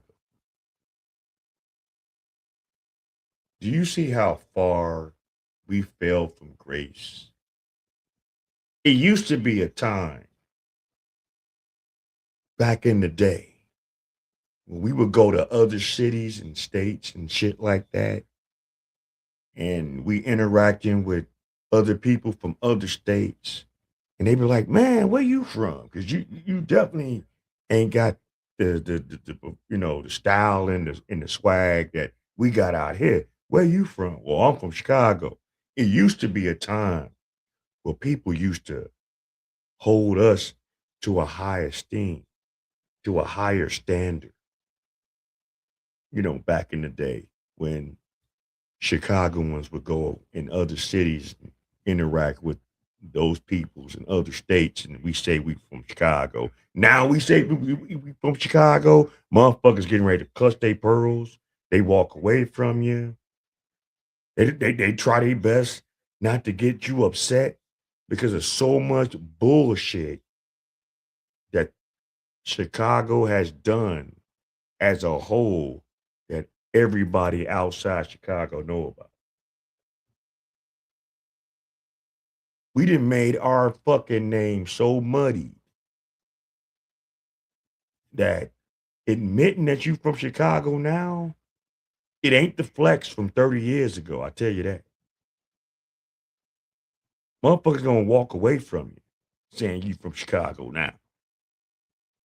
Unless they on the same fuck shit as these motherfuckers people are in Chicago now.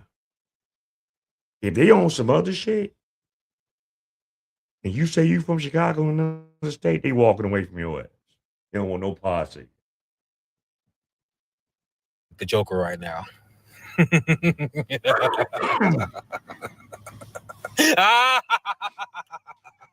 going to jail, bitch. I might as well finish this read while I'm waiting on the police. You that much of a fangirl for this blithering idiot that you gonna assault your cousin over it? You that much of a fangirl of a dumbass bitch, you stupid, ignorant bitch. Avery Lynn Boyd, you dumbass heifer, you. You that much of a... That's why your dumbass can't keep a man. You ain't never even had no real boyfriend. And you 30-something. 30... How old is you? 35? Ain't never had no real man. Because you don't know how to talk to nobody. Nobody want to deal with your weird ass. Weird as hell out here. 35, never had no real boyfriend. And you ain't even fat. You cute. And you in Chicago, the home of the thirstiest niggas around. And nobody wants you? You? No, they wanna, but they just want her for recreational purposes. See, some motherfuckers here, they only gonna accept so much from these hoes. I'm sorry. I'm gonna say it. They only gonna accept. They only gonna use you for what the fuck they want to use you for. But when a woman can't even land a nigga in Chicago, and these little YNs and some of these motherfucking older motherfuckers, my age and younger, if they ain't trying to fuck with you, looking the way you look in this picture right here, I mean, this looks like, you a good, dainty, sweet, maybe submissive, maybe, ladylike ass female until you piss off. And then that's when you see the demon child come out. And then shit like that happened with Brandon Jamal's face. Shit's crazy, man. This shit's crazy. In the land of the thirsties. Avery Lynn. It's a damn shame. Your poor mother. Your poor mother had to watch you. Had to watch you assault your first cousin over words, over a politician. Your poor mother had to see that her daughter is a blithering idiot. Your poor mother had to see that her daughter is willing to risk her freedom for Jasmine Crockett. Your poor mother had to see that her daughter is willing to crash out over a politician. Your daughter is such a that don't know you from a can of paint, ain't about to go hang out with you on a girls' night, ain't about to fucking help you out, ain't about to go on a girls' trip with you, ain't about to go to the spot so y'all can twerk. Bitch don't know you from Adam on the moon. And you was willing to crash out to the extreme where you attacked your cousin, his mother's sister.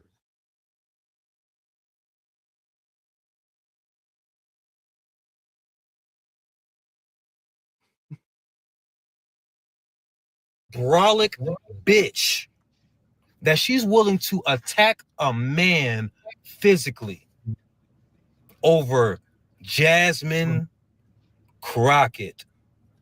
It's safe to say, auntie, that unless this bitch is comfortable being a single mom, you ain't gonna have no granddaughters out of this one, because ain't no man in his right mind going to deal with this dumbass bitch long term. Now, if she's the type of stupid bitch that'll get pregnant by within 2 weeks of getting knowing them, 2 months or whatever, but no. I don't talk to her dumb ass. She thinks she's worth the wait. I got news for you, girl. I said you was cute earlier. You look like your brother. You look like your brother. You look like Mike. Trying to be like Mike, I see. You dress like a man and you look like Mike. You walk like a, talk like a, and you wonder why I don't want you. You a brolic ass. And you lucky I used to wrestle in high school. You see, since I used to wrestle in high school and for like 5 minutes in college, I never have to hurt a woman when she's physically attacking me. And if you want to act crazy, if your mama want to act like she didn't see what she saw when the police got here, I'm in the passenger seat. The door was open. The driver saw everything. And she's a woman. That's the thing. When women be coming for me reckless, God be blessing me with a woman witness. Look at my face. And then they'll see you. You ain't got no marks on you. I was gentle, you stupid bitch, because you're a girl. If there was ever an excuse for a man to put a woman to sleep, it was right then and there. Because even from your back, you were so defiant and reckless. All you had to do was relax your limbs, and I would have let you go. But you were literally waiting for an opportunity to sneak another one, so I couldn't let you go. Because in some situations, some of these women out here don't like to be controlled. Some of these women out here don't like to be held accountable. Some of these women don't like to be checked, especially if they're in the wrong. They just feel like men are not entitled to do anything to protect themselves. And this is becoming a serious problem in our community. I don't give a fuck about the other races out here. They deal with their shit the way they deal with it. But I'm talking about in the black community, a lot of you women is very hard to deal with. Very disagreeable, quick to pop off, quick to crash out, quick to put your hands on us. And y'all need to stop. And I'm not inviting or promoting, violence, but you're gonna run across the right one day, and they're gonna really show you how Tommy Brown get down in my belly voice. Y'all need to stop that bullshit. Your mother and my mother let me be on top of you for several minutes because they didn't even trust you not to keep assaulting me. And then you were crying out to them, why are you letting him be on top of me like this? Because they saw you, you stupid bitch. And I told you that to your face. Because they see you, you stupid bitch. That's what a stupid liberal will do. A liberal will always try to overtalk somebody's eyes and ears. You can never yell louder than somebody's eyes and ears. Bitch, they saw you put your hands on me several times before I even took you to the ground. I was just trying to make you stop. But then you just kept on me, so I had to take you to the ground and force you to, I had to restrain you. Fucking psycho. This bitch belong in a mental institution like the rest of the, you sure you ain't, Auntie, are you sure Avery Lynn wasn't born in She has the mental instability of one of them trans men. You sure she wasn't born a man? Because she definitely walk, talk, and act like a boy. You know she do. That's why she don't have a man. There's nothing feminine about her. Not even kind of. The only thing feminine about her is the fact that she likes black women R&B singers, but gay men like those too. So is she a little bit with her auntie? Because there's a lot of testosterone flowing through that gal. And you know what's crazy is that I've always said that, you know, if a woman ever put her hands on me, I never have to hurt a woman to stop her from assaulting me, because I used to wrestle in high school and for like 5 minutes in college. But that's always been like theoretical, because I've never actually like fought a woman. It's nice to know that I walk it exactly like I talk it. You know, she put her hands on me. She did this to me. All I did was get her up real quick, get up under that leg. You know what I'm saying? Now you on the ground. You can't go nowhere. And now I can, you know, put you in your place because you're a girl assaulting a man. What is wrong with you? Yeah, that's just fucked up. We'll be checking on that later on down the road. Hopefully he'll sit up here and actually give some updates on that situation, because definitely it's ready to break out on that hoe. But anyway, I know a lot of y'all and heard this whole situation with Jenkins and Teresa Martin. I'm quite sure y'all didn't see, like, all of us all across the internet, that the other week when Kanika Jenkins' mother was on 82nd and Ashton, walking up and down the street after midnight, but ass naked on like one of the cold nights that we had this winter. Man, my shit freezing up. What's going on? Let me shit. I'm having shit. Hold on. Anyway, let's okay, shit. My StreamYard is StreamYarding, but I hope y'all heard me. But yeah, we're gonna talk about this whole Teresa Martin thing and the shit that she's doing now. I guess that this money done ran low. And shout out to Zillionaire Entertainment for putting this out here. It's a little short clip before we get to the rest of our shit. So let's go. Witch Teresa Martin is reopening the case, filing new lawsuits against Rosemont, Chicago Police Department, Andrew Holmes, and she's talking about the case all over again. She just filed it, and we're gonna go over it, some of it in this video. But I'm gonna go live and talk about this case, how crazy the mother's been acting, and all this other stuff, man. Let's get into this topic.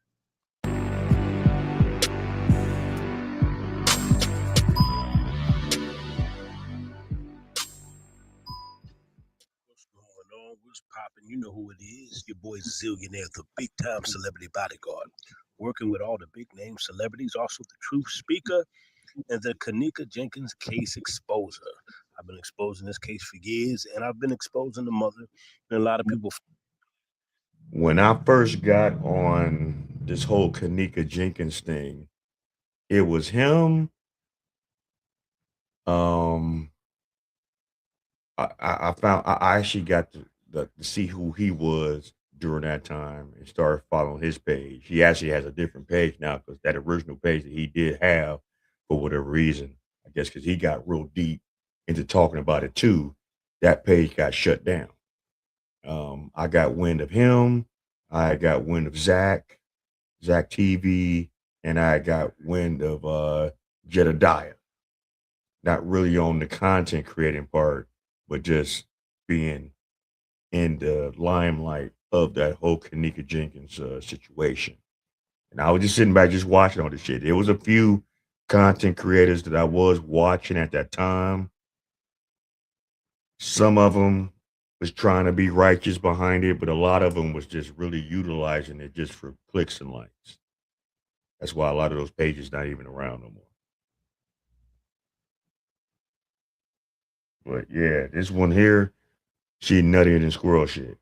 But I ain't gonna lie.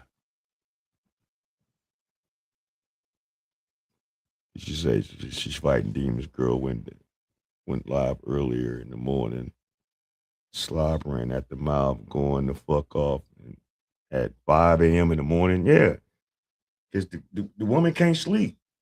But I know I'm being like an ass for it. But damn,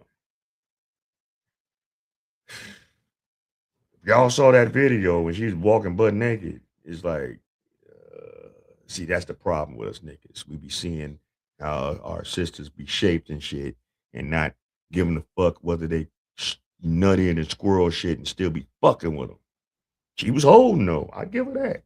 But no, it ain't worth it, y'all. Brothers, it ain't worth it. Just because they look a certain kind of way physically don't mean you fuck with them if they ain't up here mentally. We'll finally see after 8 years. I told you about the mother. She's an evil, wicked individual, and I believe she knows more about the case than she actually let on. She just filed, that's crazy. She just filed a lawsuit against the Chicago Police Department, against Rosemont Police Department, and Andrew Holmes. If you ask me, I don't think this is about justice. I think her money's running out that she got a couple years, 2 years ago? How long ago she get her money? Yeah, 2 years ago, December 14th, 2023, she got this money. I think that money ran out from 2 years ago. I think she spent the money up. And with her, between her and her other daughters, they got a sum of 10 million. And out of that 10 million, she got 3.7 million. And damn near 2 years later, you broke. Damn near 2 years later, almost $4 million. And you ain't got shit to show for it. But whatever the bullshit you done jagged off, the drugs, the liquor, maybe a house, and now you sitting up here walking up and down motherfucking 82nd and Ashland in one of the coldest nights the start of this winter, butt ass naked. I mean butt ass naked. Everything out. Yeah, you doing some high power ass shit, bitch. But yeah, them demons is coming at you. She definitely fighting demons. I do. I think the money's gone, and this is another ploy to get money. That's all she cared about. Stop protesting in front of the hotel. The hotel is losing money. You don't want justice for Kanika. You want constant money for her case. That's what you really want. So she says she's suing Rosemont Police Department, Chicago Police Department. Then she claims she suffers, what's that stuff called? Emotional distress and all this other stuff. And they saying they mishandled her case. I'm like, how did they mishandle her case, ma'am? And first off, and in order for you to even get that money, you decided to sign a NDA, a non-disclosure agreement, meaning that you can't even speak this girl's name. So whatever the case is, she couldn't have invested the money in probably no. Buying a place to stay or renting out something high class is really not an investment. She ain't put that shit in no stocks. She ain't put it in no CDs. She ain't put it in no savings accounts. She took that money and ran. And shut the fuck up. Didn't say shit else about anything. For a few years. Until now. And now she talking all this dumb shit. Hello. Face ass. It's a nut bag. And oh God, man. This shit. It's only going to get worse before it get better. You didn't want nobody. You didn't want a deep investigation. You didn't want that. Remember, ma'am, you didn't want all that. Remember? You wanted to hold the hotel accountable. Remember, the hotel's accountable for her death and nobody else. This is what you said.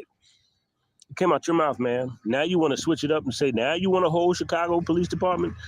First you sued Crown Plaza Hotel.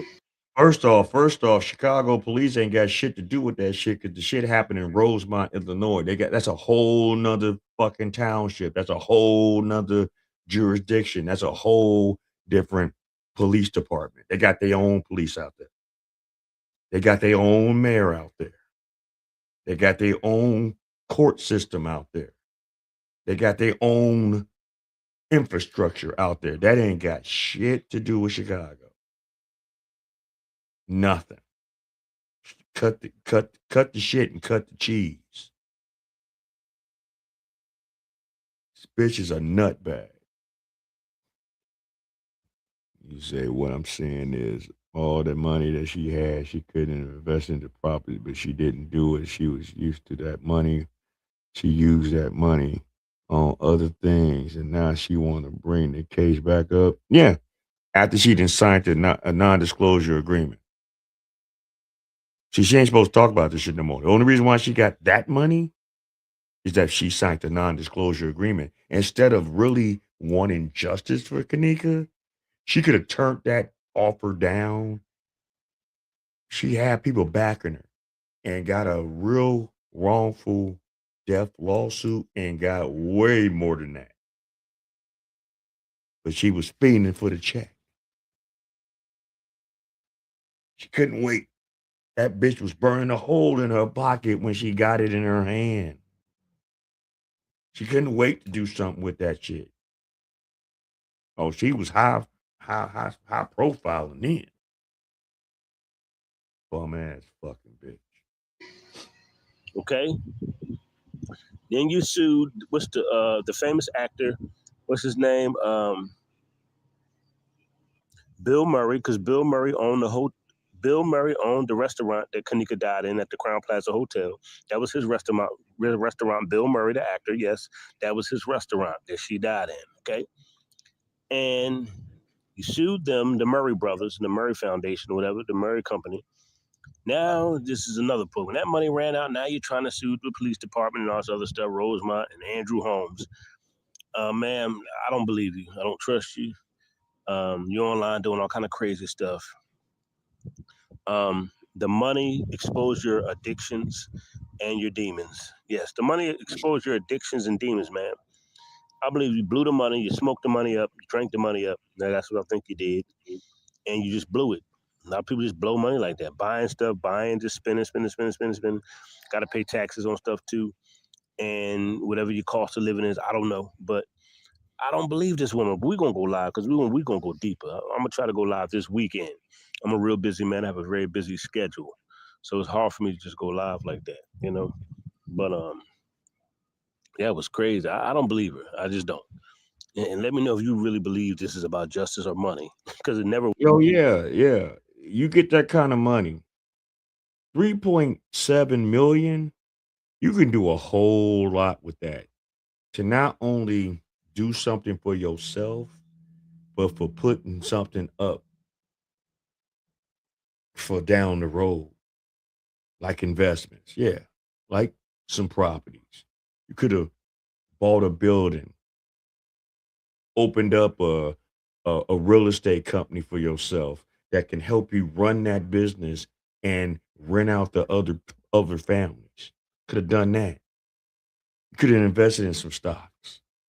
You know what I'm saying? Some legitimate stocks, just not some bullshit, not Bitcoin and all this other stupid ass shit, crypto and all that stupid ass shit. That shit's here and there. You know what I'm saying? Bought some stock in Microsoft. Bought some stock in Nike. Buy some stocks in like shit like dog food. Bought some stocks in like Walmart. Shit. So many things. You had the money. You had the money. You could have took $1.5 million of that money, kept it to yourself. You could have took that other money and invested it. And in 2-3 years, you could have doubled, if not tripled that shit if you did it the right way. No financial literacy in our communities.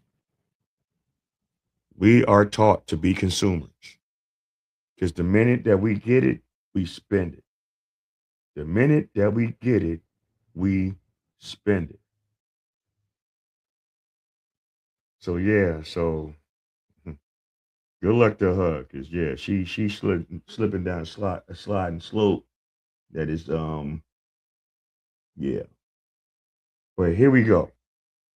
Shout out to Accountability Commentary for putting this out about really the meat of the matter of this the subject matter of tonight. And as far as, do modern women really love men or do they love comfort? And this is something, this whole tribal war that's been going on within the Black community between man and woman has been going on at least for almost 60 damn years.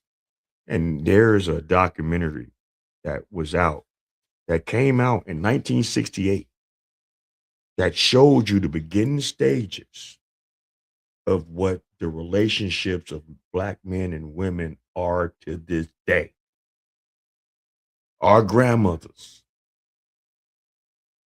our TTs, our older sisters, you know, Gen X children was raised from some of these baby boomers to be what it is in our community to this day. So shout out to Accountability Commentary for putting this this in particular video out. You're gonna hear and see some wild shit. But you're also, when you see and hear this shit, this ain't no different than what the fuck is going on right now between the Black sisters and brothers in the community. Salute the Black men. You know, salute to the brothers in the Patreon. You know, for years I've been saying that, you know, what you're seeing today with these Keishas, it's nothing new. It's nothing new at all. I've been explaining this to y'all for years. It's been going on for ages. This video right here was recorded in 1968. And when you watch it, it's going to feel like you're watching the everyday podcast that you see with dudes sitting down with Keishas and, you know, conversations that lead to nowhere. I'm telling you, when you watch this video, it's going to feel like the same podcast that you see every day. Let's get to the video. Let's get to it. As a reporter for the Chicago Daily Defender, and as a Black woman married to a Black man, I become deeply aware of the effects of this new Black revolution on the relationship between Black man and Black woman. But see, and what's crazy though, hear how she opened up. All right, she works for the Chicago Defender. All right, that was once a very prominent newspaper in the Black community in the city of Chicago. She also said that she was married. All right. In them days, and a little before that, the Black community had a very high marriage rate. We had the highest marriage rate back in those days, like from mid-60s back, than any other group in this country. But what really destroyed us was when the government and other entities saw that it was more beneficial to their bottom line to separate the Black family, to give the Black woman all the grace, all the power, all the benefits, but it was for a cost. They had to leave the Black man in the dust. They had to lead the black man to their own device and whatever. Oh yeah, you could deal with them, but this is the beginning of the boss bitch stage. This was the beginnings of the boss bitch mentality in this time. 1968, 57 years ago, almost 60 years. This is not a new thing. I see it among my own friends, and I also see it in my home. But the most revealing and the most vocal statements about what the new black man expects from the new black woman came when I met with a group of young unmarried friends one Saturday afternoon. I think that what's happening in America as far as black men, black women is concerned, is that there's a revolution within a revolution. We are fighting our own woman. Our woman will not allow us to emerge as black men. No. But our black women, who has been put in this role of aiding white America, white structure, and castrating the black male, has continued doing this. She cannot live with us. It's not that we can't live with her. Are you blaming us? Are you saying that it's our fault that this happened? No, I'm not blaming black America women. I just said that I'm blaming the system. They are victims of the system like the black male. Well, why do you say that we are castrating you? You say that you want to be the leaders. Okay, well, what about the black professional woman? Are you saying that there should be no black professional woman? Are you trying? He's not saying that. What does being a black professional woman have to do with being a helpmate to your man? What does being a successful black woman, how does that negate from having a family structure in your household? Do you hear white women talking like this? I mean, honestly, do you hear Asian women talking like this about their men? Do you hear Hispanic women talking about this about their men? Do you hear Arab women, West Indian women talking like this about their men? What the fuck did you being in some form of whatever you want to do as far as working got to do with being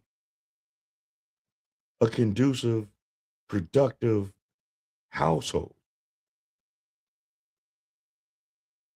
To deny black women the right to be creative, the right to function. We're not asking. Now, he just said to them that you are programmed to emasculate us. She responds with, are you saying we can't be professional black? So was she? And you know what started it? 1965, when the Gray Society started that whole spiel as far as, and that and Lyndon Baines Johnson starting the Civil Rights Bill, and then also implementing different programs for black women to get on government assistance, to get government housing. They chose white zaddy over their men to get them out of the financial ruts that they were experiencing, instead of really staying and building with black men and black structure. Because before all that shit, even during the start of the civil rights movement in the 50s, black families stuck together. Black families were married at a higher rate. Black families were self-sufficient regardless of what. They was proud to be who they were and what they were, and a lot of them had their own businesses. Remember Black Wall Street back in the day? Remember Rosewood back in the day? The only thing that's fucked up about it, other groups didn't like it because they were jealous of how we strive as a community when we truly stick together. So what's a good way to destroy that dream that so-called Martin Luther King had? Destroy the black family.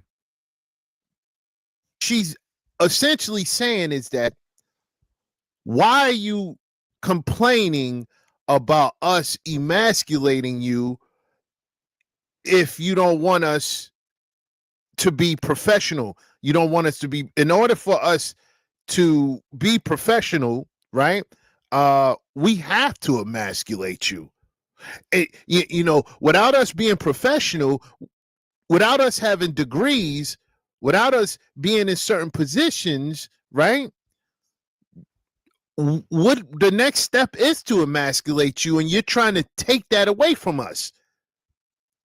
That's what she said. That's her response to what he just said.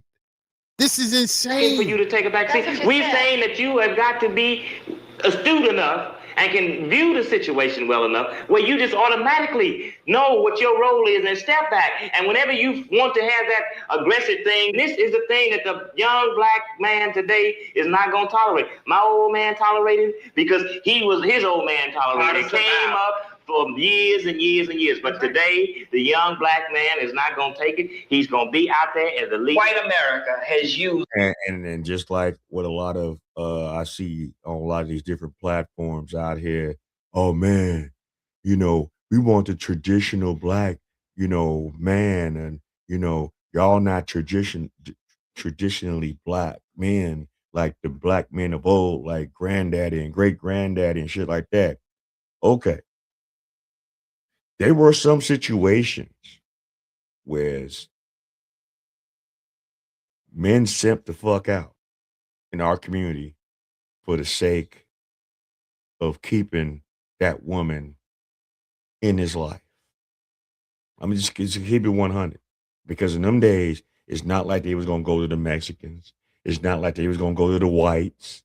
It's not like they were going to go to any other race other than our own people. And some women were very demanding then. We can flip it and say, hey, yeah, there were some very controlling men in them days. Used to beat on a women, used to frolic around town with other women, all that shit. Ain't nothing changed. Just a year. And just the time and the climate and the ability to see now what you didn't see 60 years ago, 70 years ago, 100 years ago. We didn't have the technology of the internet and Facebook and Instagram and Snapchat and all these other platforms that we're just so easily to be in communication with you and everybody else around the world. It was more concentrated in those said communities in states and cities and towns and in rural areas and shit like that. But the shit that's going on now, it went on then. It just didn't go on to a certain degree. But more and more families did stick together more then than they do now because they saw the value of being in a marriage. They saw the value of sticking together. They just wasn't too quick to just break out because guess what? Before public aid came into existence to the extreme that these black women took advantage of, you just couldn't just leave and think you're going to be straight. You wasn't going to get child support in 1955. You wasn't getting alimony in 1955. Hell, back in the South, when black couples left, the husband used to get that woman $1,500 and told her to go on about your business, and I got the kids.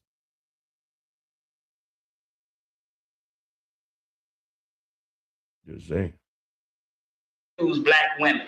to keep the black male in his place. And you're still aiding him by saying, well, we are qualified, we want to work, we can help.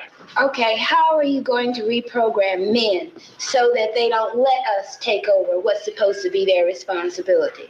And men that I have had dealings with, they are perfectly willing to sit back and let us do anything we want to. Yeah, and there's niggas like that what she just said, that let her do whatever the fuck they want. They're not giving a fuck about settling down with a woman like her, because I bet you she's one of them early on hairy pussy ass hoes that used to be out frolicking around because she said her dealings with men. See, these things were frowned upon amongst the sisters and just women in general during this time in history of women just going from this man, that man. You had them out there. You know, they was called a certain thing. You know, just like it was called in the Bible, Jezebel, a whore, a slut, fast, floozy. You know, those things were frowned upon, but because this whole new revolution that was so-called ushered in the black community in the late 60s, early 70s, it wasn't looked at as a bad thing. It was promoted by the feminist movement. You don't need that man. That man needs you. So yeah, you can get out here. You can have a career. You can break away from this bondage of his patriarchy. You're your own person. You're your own individual. Rise above all that shit. Fucking. This is where we at right now.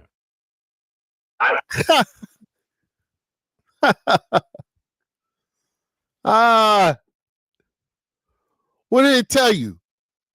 What did I tell you? This has been going on for ages, man. And, you know, no, I hear what the brother is saying, but she's very complicit in working with the system. She's not going in there blindfolded. She know what she's doing. She's working along with the system. The system is using her, but she's working right along with the system. So how is it that black men can look at the system and see the mechanisms and what they're putting in place to keep us out of a family structure, to keep us out of wealth, right? And they look at it and see advancement.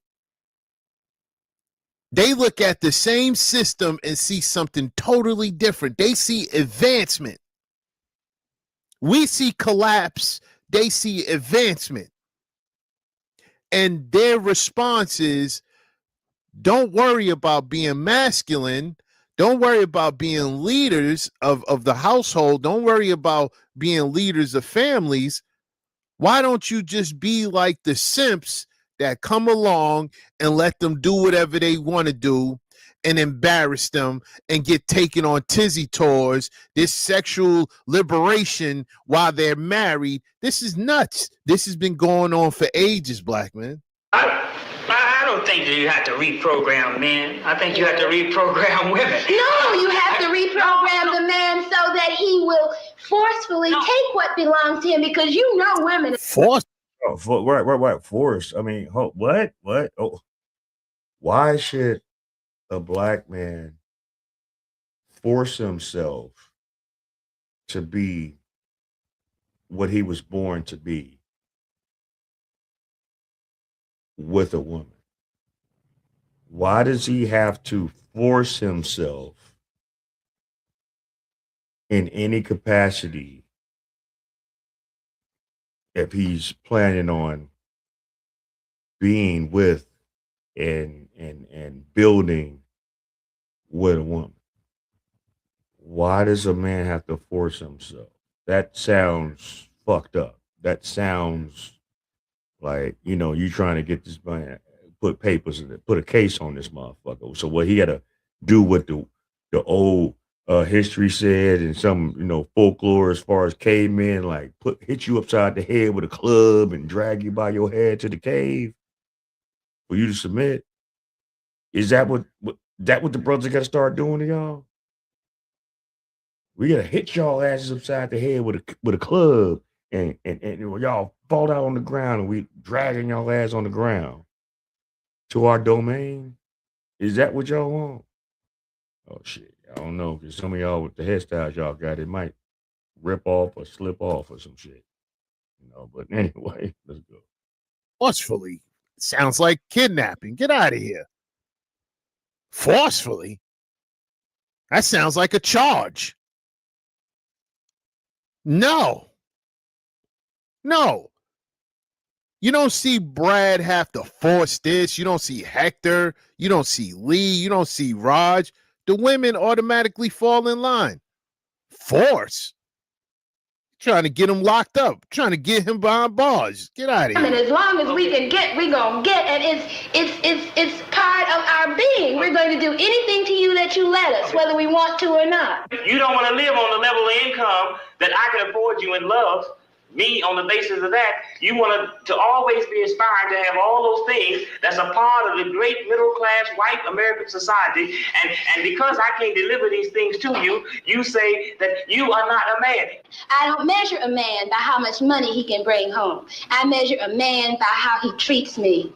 Whether when I'm tired and I'm sick and I'm Okay, but how do you treat him? Okay, you don't mention now, even though this is bullshit, because if this man couldn't pay the rent, if this man couldn't provide in the house, you're gonna call him all kind of broke, you're gonna call him all kind of bums, and you're gonna get tired of that man, and then you're gonna go to whoever got the better option. What are you gonna bring? What are you gonna do? Because this is the shit then that's going on now. There are just women in our community that just don't know when to shut the fuck up and listen to the instructions of a man. Don't want to be under the direction and the leadership of a man because they feel that they can do it all by themselves. So guess what?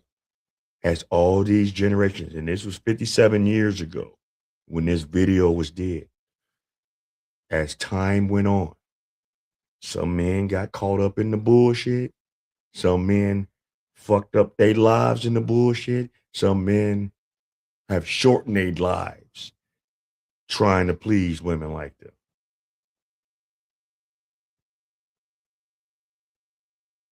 Then risk all their shit, then risk their peace of mind, then risk their freedom, then risk their happiness, then risk their self-respect, their dignity, dealing with women like them. To the point now they're upset because there's platforms like mine and others that bring this kind of information out. And now we're cracking the code what we already should have learned a long time ago, but the writing was on the wall. We just wasn't reading the language. We ignored it. Brothers, we ignored it. We allowed it. And a lot of it, we couldn't even stop it because your own women, our own women, took the bait. They could have refused that shit. They could have been like, no, fuck that. I'd rather struggle with my man and my family than take your handouts,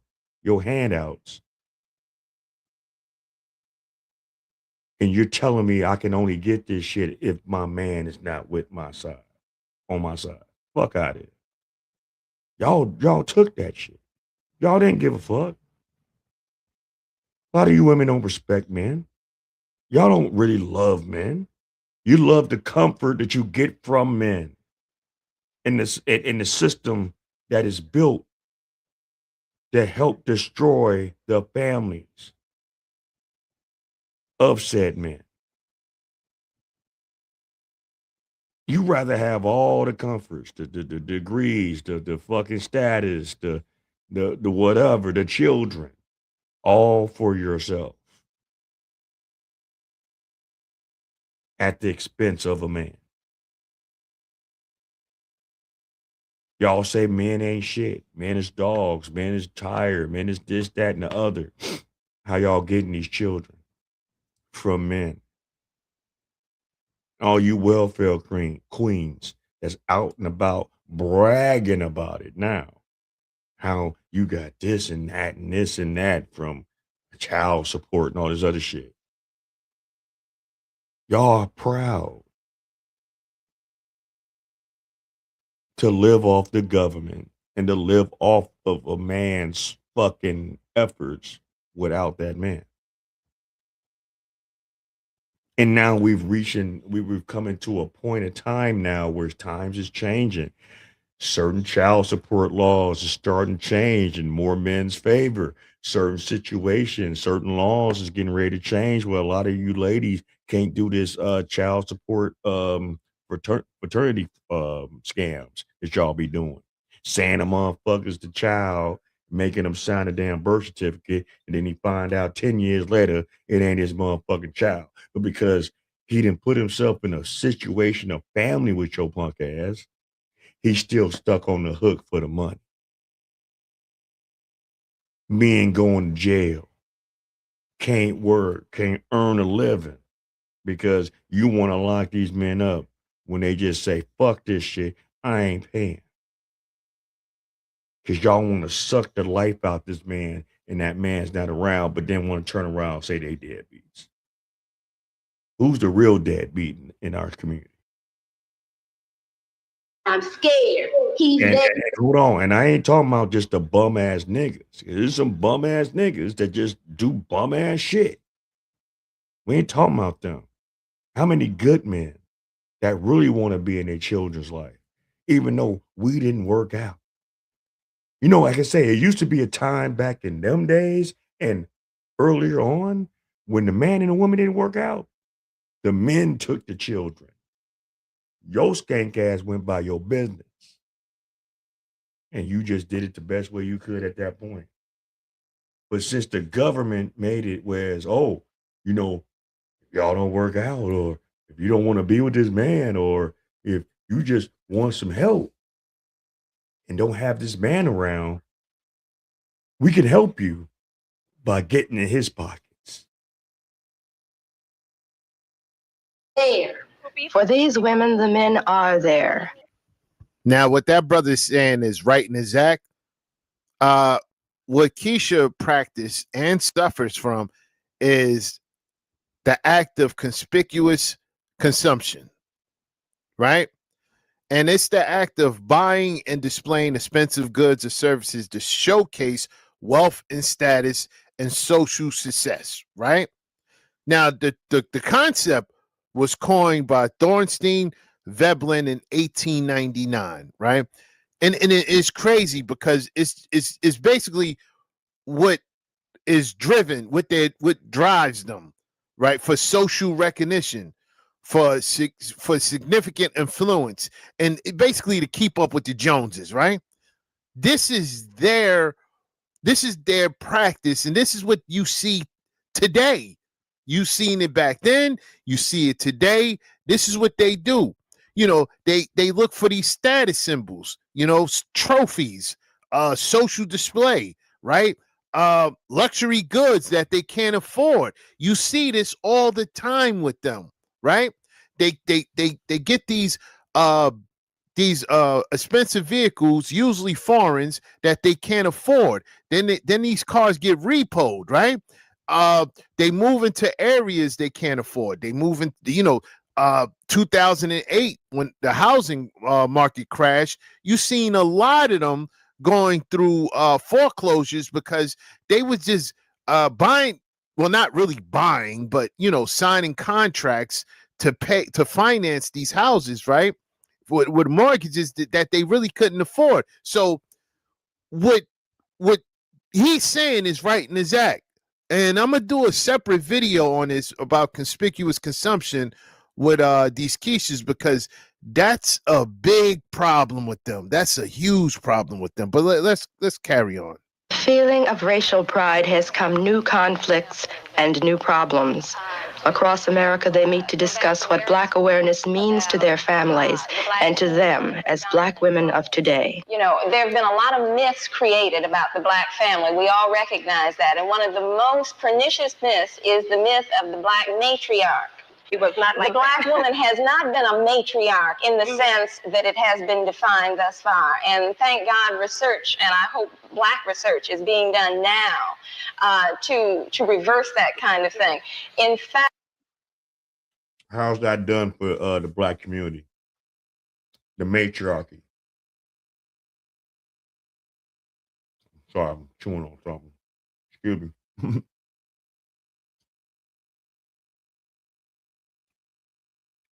How has the Black matriarchy done for our community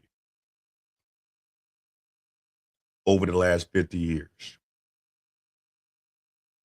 with these single mother ran homes that produce all this bullshit in these single family homes because there's no balance in the house? There's no father in the house. You ladies run around like whores. When one man don't work out, you're so liberated, you get another one. That one don't work out. You get rid of him and get another one. You popping off this kid, you popping off that kid. Still bringing other men in the house. Your children is witnessing this shit.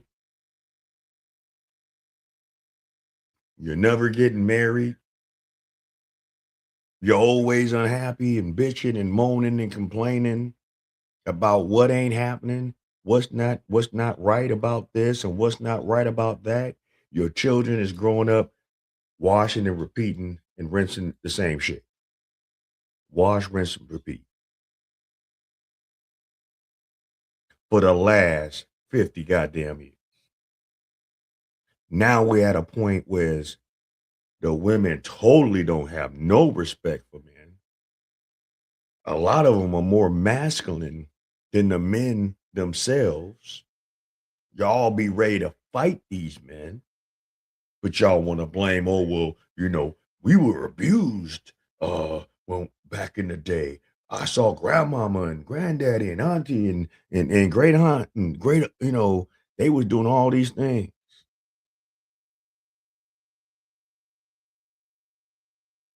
And all this stems from a bigger problem in our community. We were not put here in this country to be successful. Do y'all get that? The Black man and woman was not brought here by the force that we were brought here from to be a success in this country. You know, in the Constitution, Black people are still in writing considered 3/5 of a man. You're just on the same level as cows, pigs, and chickens that could be sold, bought, traded, and slaughtered at will. Still to this day.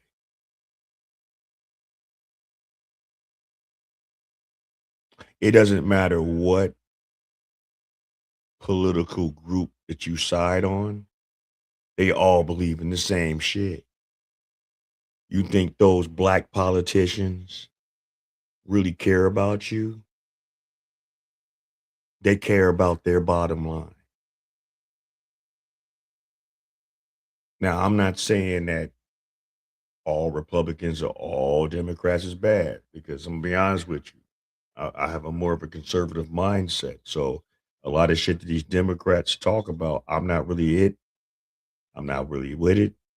And I ain't about to get and break this shit down and discuss this shit because that just gives a lot of you liberals and you extreme lefties something to fucking bitch and moan about. Then y'all be all in my comment sections twerking and shit. Time for the percolator.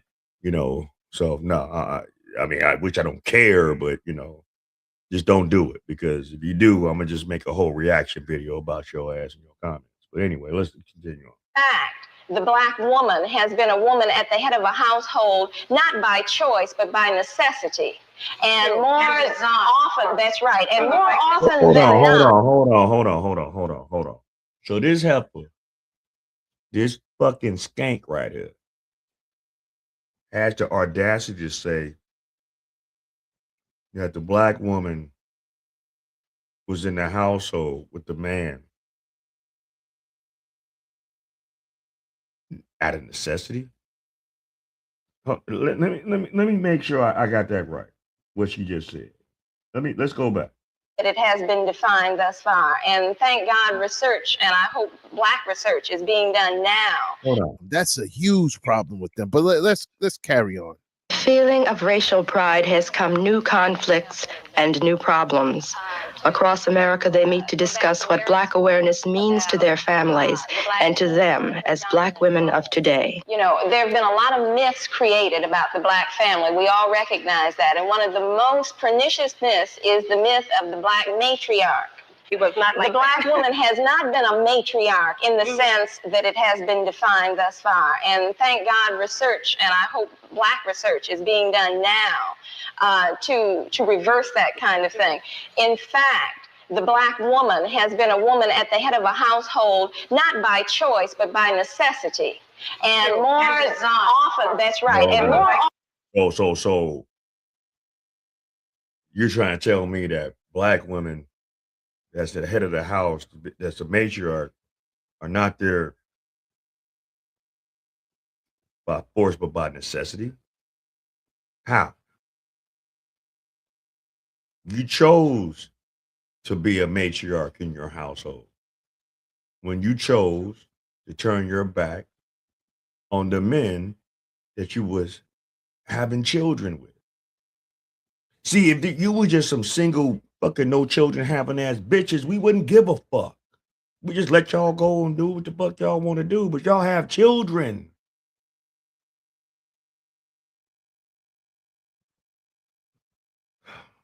Often than not, she is not a strong, matriarchal, aggressive, domineering figure. She is a woman in search of a man. But this story has not been told. The prejudiced society. That's a lie. It was by choice, not by necessity. They chose that. And welfare had not. I wish y'all stop listening to these dudes, man. Stop listening to these dudes giving you false history about welfare. The black man being kicked out of the house because of what black men owned homes.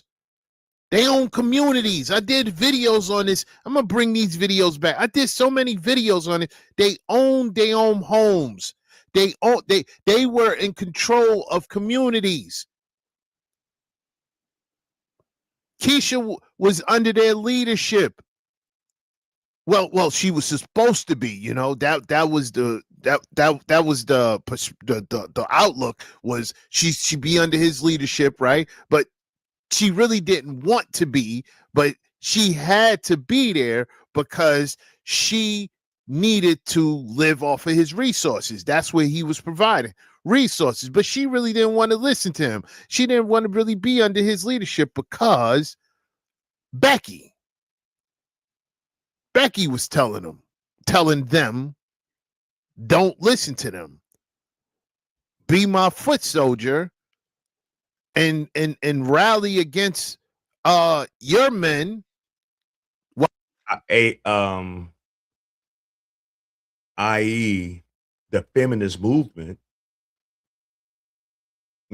all these angry, scarecrow white bitches, these old Broomhilda Zelda ass, zesty ass motherfucking, lesbians. that hated men in the Becky community told you motherfuckers to take on this movement for our sake, women's sake, and you will thrive. You will have everything that you ever dreamed about if you follow our game plan, if you follow this movement. You remember how hard we fought for everyone, for all women to vote. Imagine what you can do when you really strap up your boots and take control of your destiny in our movement. While they rally against Brad, trying to convince them they had the same problems. But no, black men had communities. And here's the thing. You're not kicking a black man out of his home. He owns it, right? A lot of them built it with their own hands. What happened was the government, right, offered them a way out of being under the leadership of black men. They said, hey, listen, you don't have to be there. We'll give you housing, we'll give you vouchers, we'll give you anything that you need to get from under his leadership. When they took that deal, that was their new deal, right? That was their new deal. When they took that deal, they left communities that black men had built to go live in the slums. Do you understand what I'm saying to you, black men?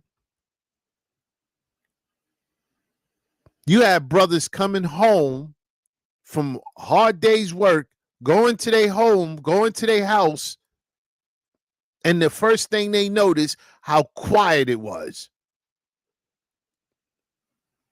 They didn't get a notice about the whereabouts of their wives and their children till days later.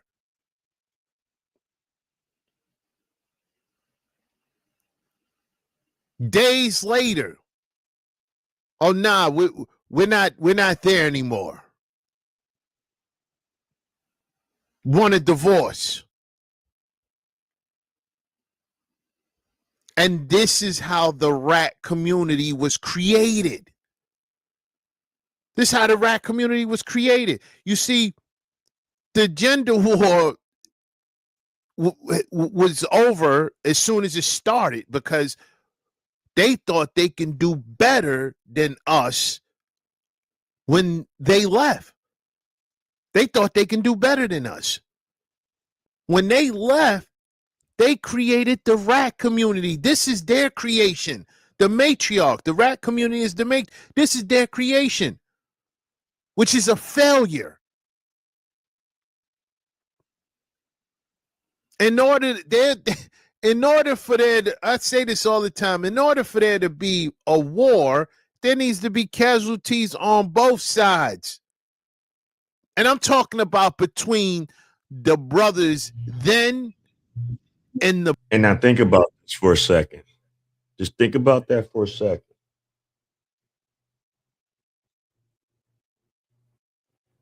When these women decided to leave these homes and move into these projects,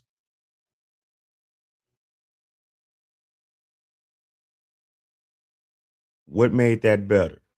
Oh, they thought it was better. Remember, it looked all nice. When them projects was freshly built and brand new and spanking new. But over time, what happened with those projects?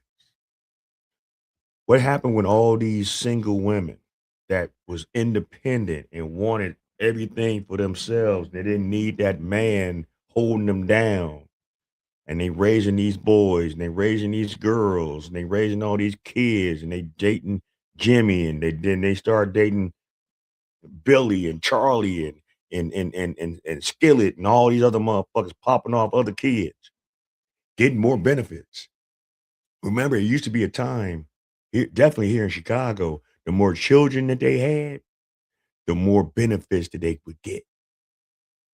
And a lot of women took advantage of that shit back in the day.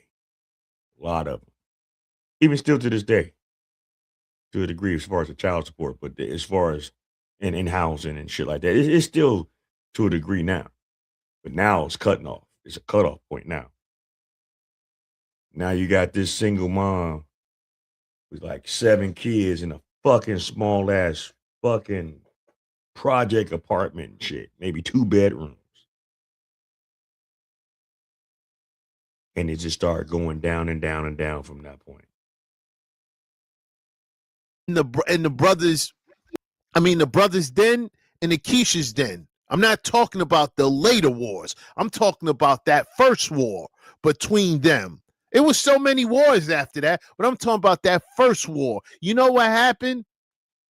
Black men decided, you know what? We still going to persevere. We just going to go elsewhere with it. That's why when you see black men, they scattered all over the place. They scattered everywhere. They're in this community, that community, over here, over there. When you look at Keisha, they're pushed into little areas and urban areas because that's where they decided to put them as a project to watch them, to control them, and that's the matriarch of the rat community. Now, the later wars,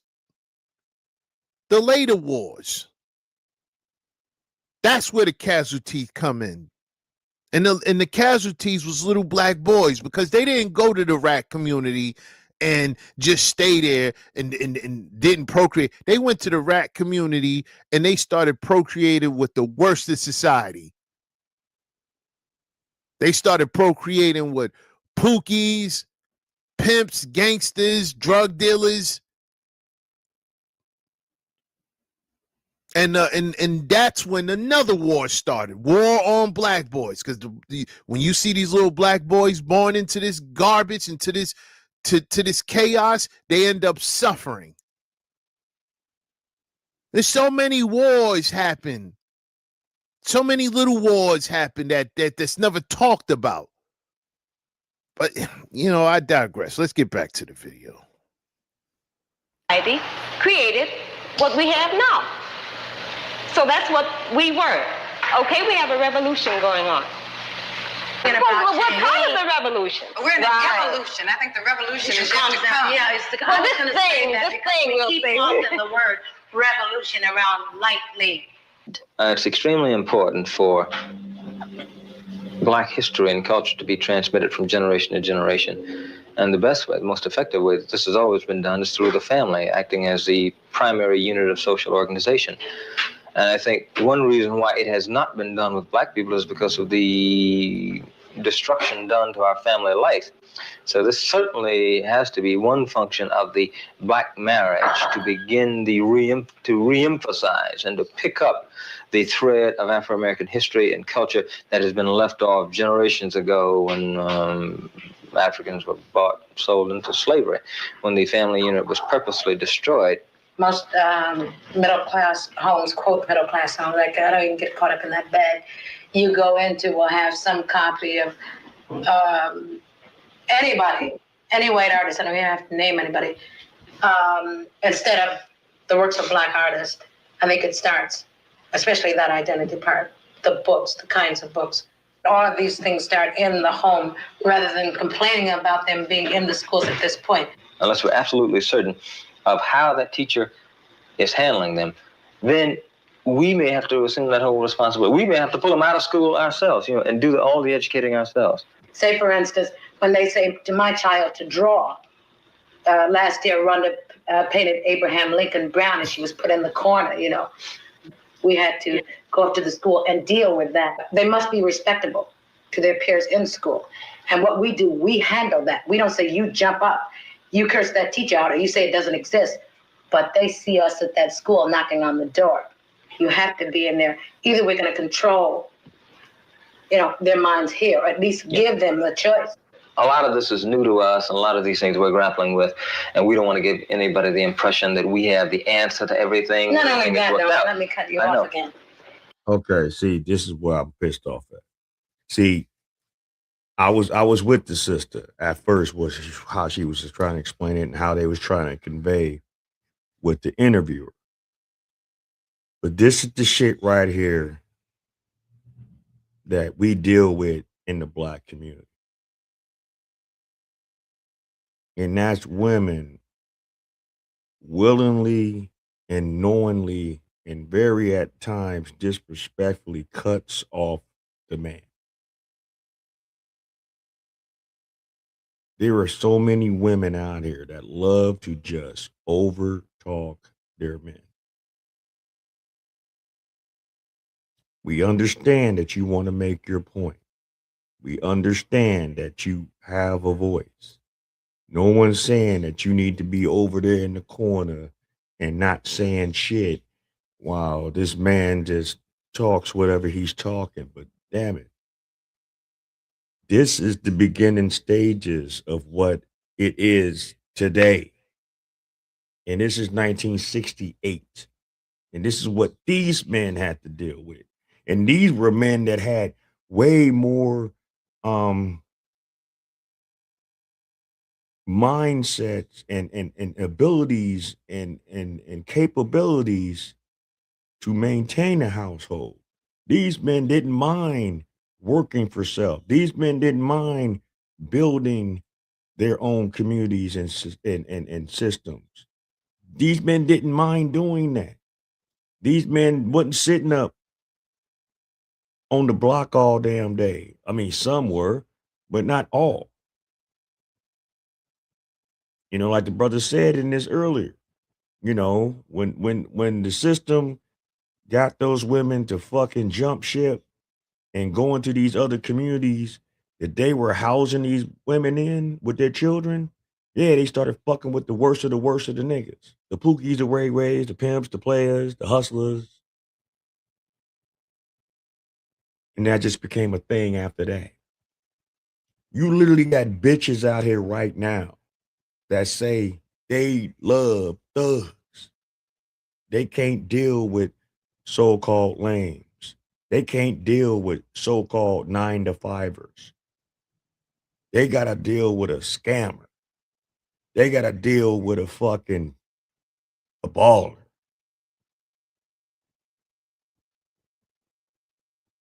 They got to deal with an athlete. They got to deal with an entertainer. And you know how many women come at these people that's in those positions? Like an athlete, a singer, something like that. They're getting approached by 20 to maybe 100 women a day.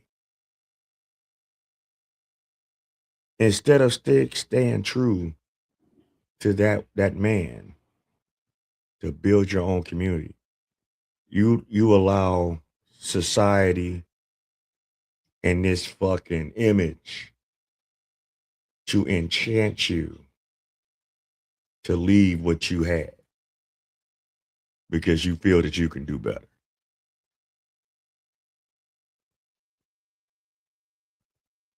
You know, people go around. There we go. I wanted to show y'all that.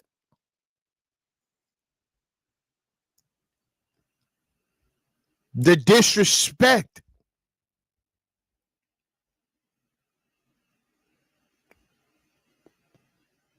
This has been going. Why are you cutting him off? Let me cut you off again and see how, look how cool he is with it. Let's see that again. Let's see that. Let's see that again. But the impression that we have the answer to everything. No, everything is God, worked no. out. Let me cut you I know. off again. You know, people go around talking about hate. We really don't have time to hate because, you know, it goose up the bag. We're loving ourselves. Mm-hmm. This might bring around a lot of other different things. To be black means to love. It's got nothing to do with having to hate anybody. It does determine, though, Francis. It has nothing to do with Cut him off again. Cut him off again. Hate again. It's love. that we might have to do certain things to protect that love. It may bring And us we will into do conflict with somebody. anything Yeah. necessary to protect that. And you see how he has to raise his voice in order to be heard because she keeps cutting him off.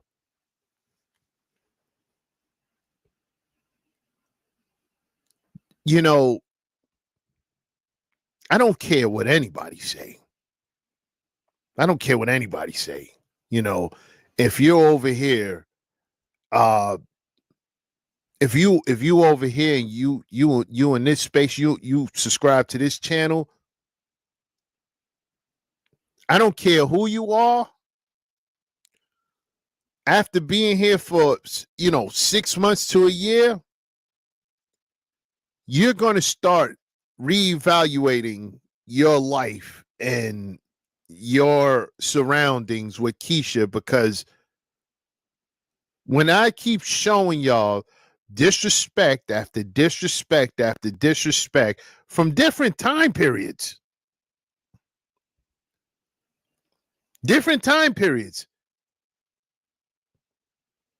I showed y'all when, Madam C.J. Walker disrespected Booker T. Washington.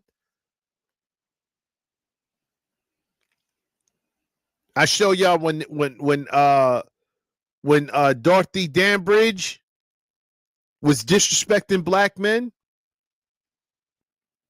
disrespected the Nicholas brothers.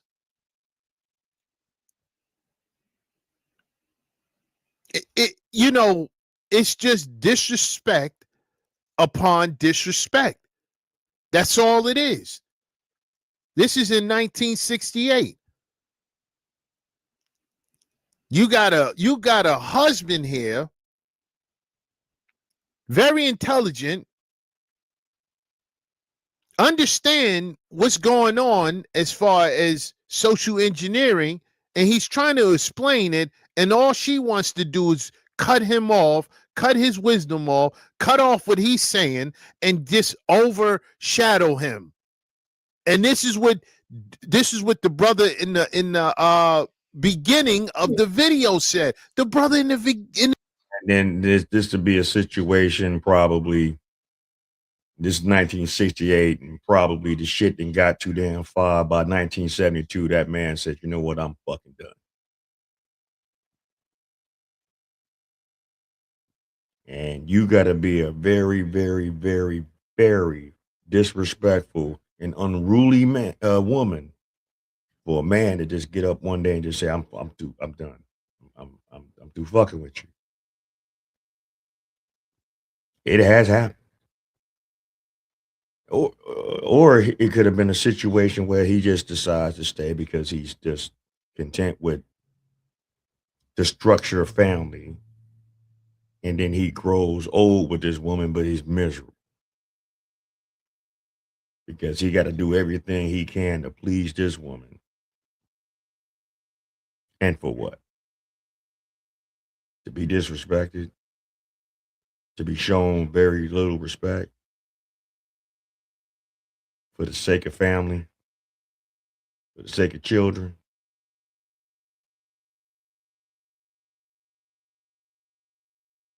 A lot of men don't want to leave certain situations that could be toxic because the simple fact of what women want to do when that man decides they want to leave. Oh, I'm going to destroy you financially. I'm going to use all the powers of the system to destroy you. I'm going to use all the powers of Brad and Becky and Ken and Barbie. I'm going to get all them to come fuck you up in your pockets.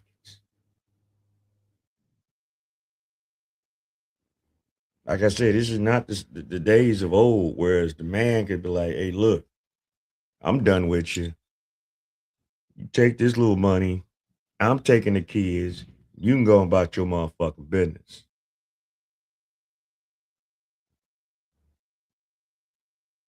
We ain't got that no more like that. I know some people are like, well, damn, that was kind of bogus. You mean tell me That man only gave that woman $1,500? Yup. Show the fuck did. Them old Southerners, the shit didn't work out with their wife. Yep, he gave her $1,500 cash and told her to get gone. I got the kids. That was his house. I'll deal with it.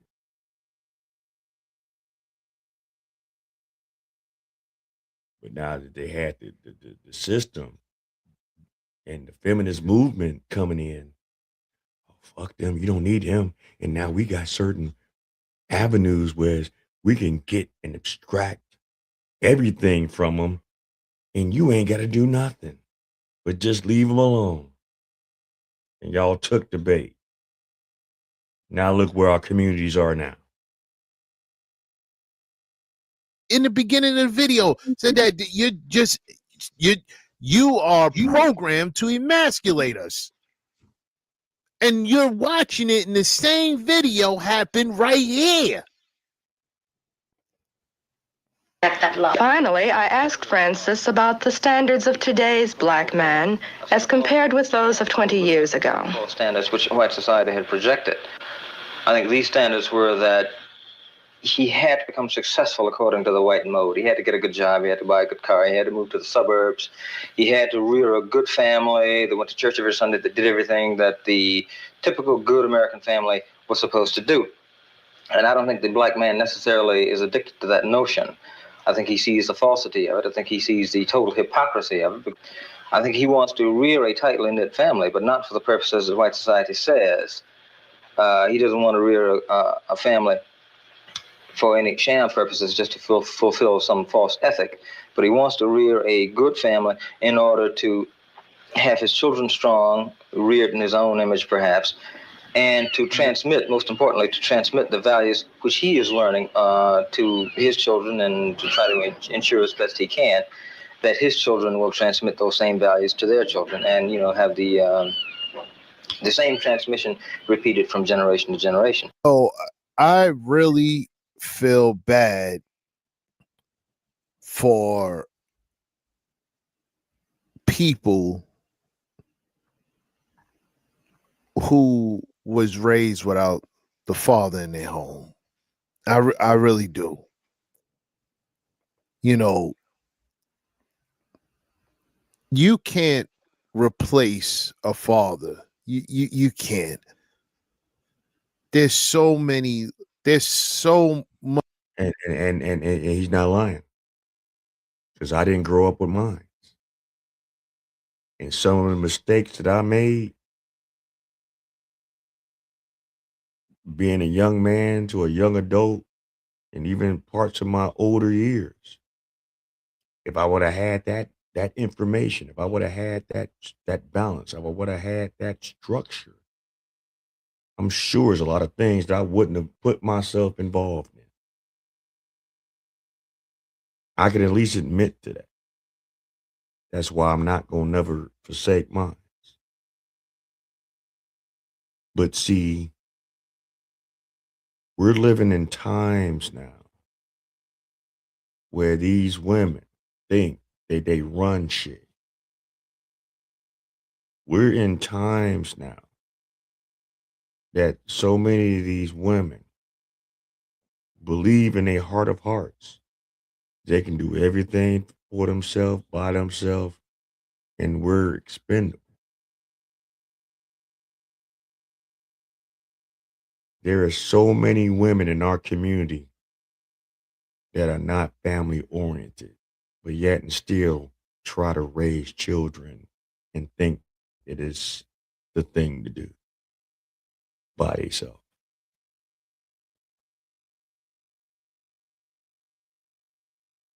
And you wonder why we see all the bullshit that goes on in our communities, in our hoods specifically. Go to any neighborhood in the city that's predominantly black, and I want you to count how many married families are in those communities. I ain't talking about Pawpaw and them that's been living there for the last 40 years. I'm talking about these new motherfuckers. You know, the ones that's in their 30s, in their mid 20s, late 30s. You know, I want you to see how many of them is in a family structure, a real family structure. I want you to count how many. Much you can gain from having your father around. It's essential to navigate this world.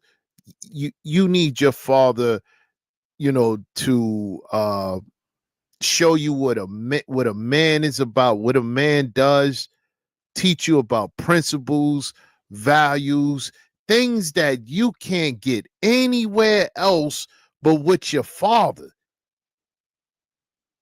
Ethics, principles. There's just things that you cannot get nowhere else without the father in the house. Without the father in the house. The father is very important. Extremely important. Protection, provisions, guidance. You know, you come home, you having a terrible day, you know? You having a terrible day and you're so angry and upset especially as a young boy, and you trying to learn how to deal with your emotions, and then you come home and you speak to your father and you tell him, hey, listen, I'm pissed. This happened. And he'll sit down, talk to you, and explain to you how to deal with these emotions, and then give you a different perspective on what it is that happened. And there's nothing there's nothing more calming than your father breaking things down to you and showing. Now, look how it is now in a patriarchal, no, not patriarch, a monarch home with a woman, and that boy is coming in doing the same thing or needing that kind of guidance.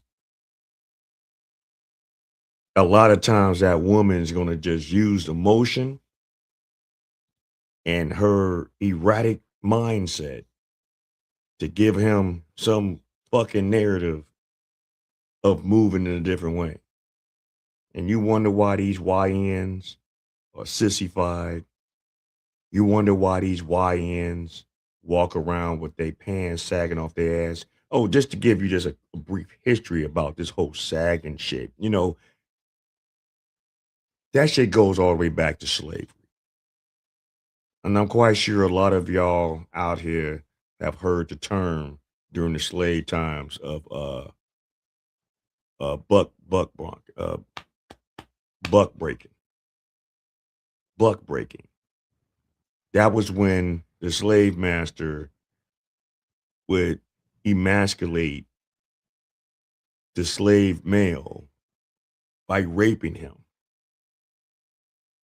anally in front of not only his family, but all of the other slaves. Okay? To make him lesser of a man. Because let's face it, any man that gets violated by like that from another man is already degrading. But to get violated like that in front of your wife, your children, your colleagues, your circle is even more damaging. And guess what they used to do with these male slaves when at times they would have to sell them off to other plantations? You know what they used to do? They put them on that slab to make them look presentable, to be sold as slaves, and they would sag these men's trousers off their ass. That let the other plantation owners know they've been broke. So even if I want to take advantage, I could take advantage of it on that aspect. And also, I could take advantage of the fact that he's weak. He done been broken. Just like how the white man broke a horse to where they made him docile, where they can ride on him. It's the same mentality. And back then they called that a penitentiary. So look what the jails, the prisons are called. Penitentiaries, right? And guess what a lot of the men do in jail, in the penitentiary? That have been broken. They sag their asses. Because in jail, that's a form of letting other men in there know that they're available. Even the wardens knew of this. Because some of them wardens in the early days was on that kind of time too. Yeah, there are stories of wardens raping their inmates. So when I see you YNs and you 30 and 40 and damn near 50-year-old men still walking around with your fucking ass out of your fucking pants, I tend to want to walk away from you. I tend to want to move around from your punk ass. Because you thinking this is a style, but you are so fucking ignorant to the fact that you are displaying an image of availability to your ass. And they called it sagging. And they did that purposely because when you reverse the word sagging, it spelled out niggas. And guess who's always sagging their pants? Niggas.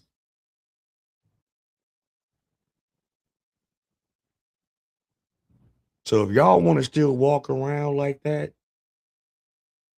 and think that shit's some kind of a style, that's on you.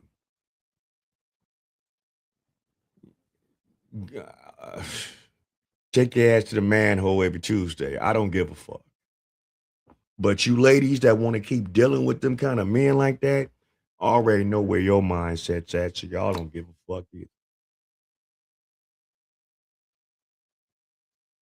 Showing you what certain things is about and showing you how, hey, you might be looking at this a little differently. You're going off the handle. Let me explain to you exactly what just happened.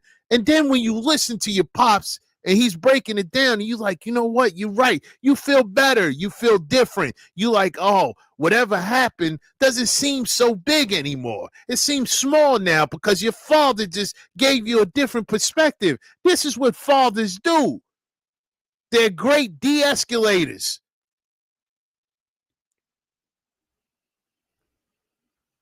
They're great de-escalators. Like I said, if it was the other way around and that boy would talk to his mama with her emotional state and how she might react to certain shit, you might crash the fuck out. Take it to a situation to an extreme that wasn't even necessary. And now she's fucking crying because you didn't put yourself in a situation emotionally instead of looking at it logically, and now you done got yourself taken the fuck out over some dumb shit that could have been, resolved had you had, emotional intelligence. Truly knew how to conflict resolve. Know how to emotionally regulate yourself.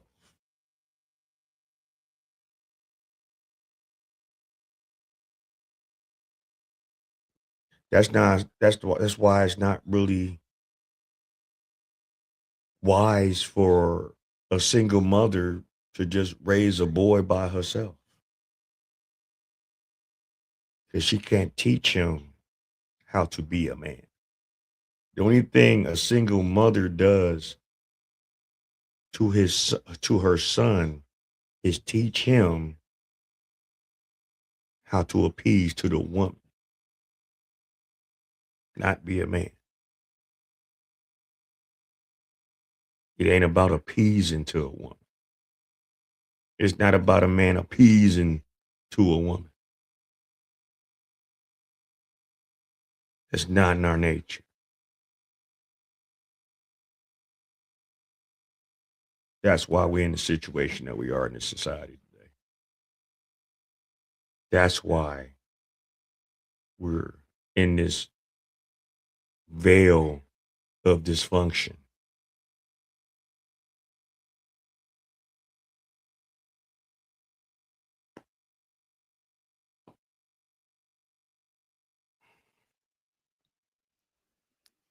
Little boys and little girls.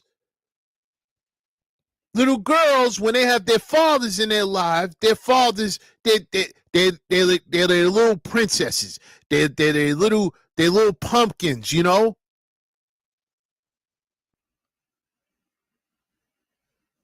Father would do anything for his daughter. Anything to take care of her, anything to protect her. Anything. He's always there. He tells her how much he loves her. Cares for her, protects her. Always there, shows up. She won't grow up looking for affection from a man, grow up looking for affection in the wrong places, trying to fill that void in her soul from the absence of a father in her life. She's not trying to look for that because she had that. She has that. She has that. She's not looking for a daddy because she has one. Whether he, is still alive or not, he was in her life and he showed her what a man was, what a man does. She don't need to grow up getting tricked, told, or any little affection. And she's gone because she know what affection is. She know what it's like from a man. She knows what it's like from her father.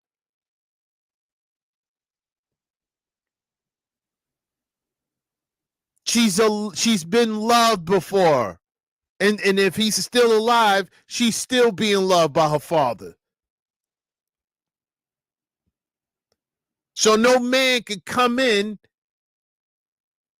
and show her just little affect, any type of effect, and she's hooked because she don't know what it's like, and she's searching for what she never had before. And on top of that, the father will always vet the men, the boys in her life. Who are you? What are you doing with your life? What's going on with you? Wait. You working? You got a trade? What's your future plans? What's going on with you? You got nothing going on? Yeah, you're not dealing with him no more. Don't bring him back. Don't deal with him. I don't want to hear nothing. Drop him like a bad habit. He has nothing going on.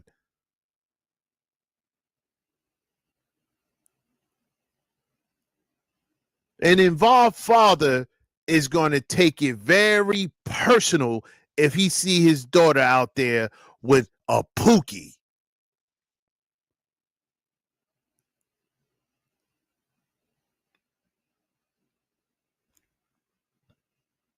Fathers are important. And we're not talking about just some sperm donor. We ain't talking about just some man that just just had a child and it just half-ass deals with his children.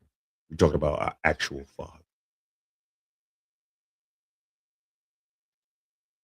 We're talking about a man that's always took the time to show his children, his daughter, his son, that he's going to be there,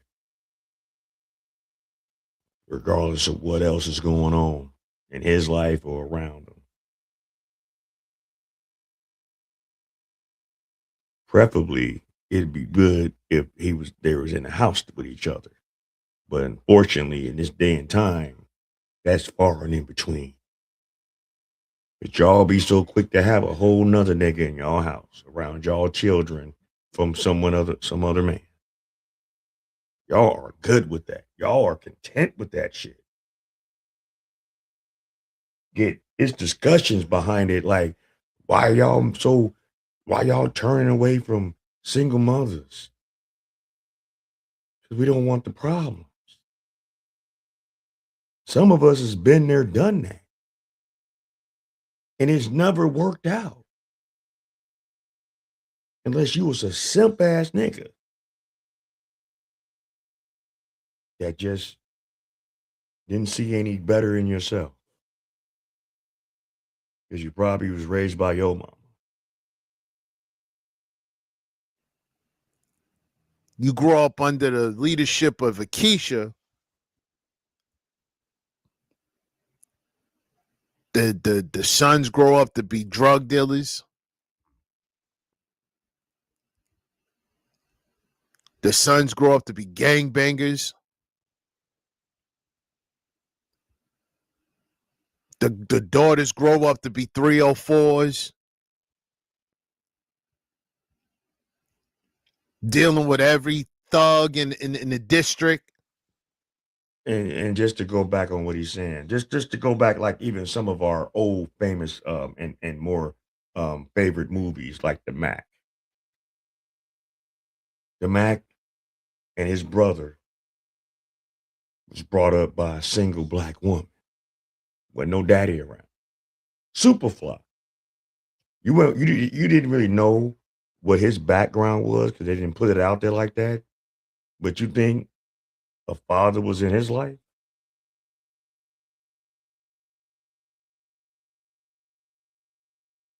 I mean, I'm just saying.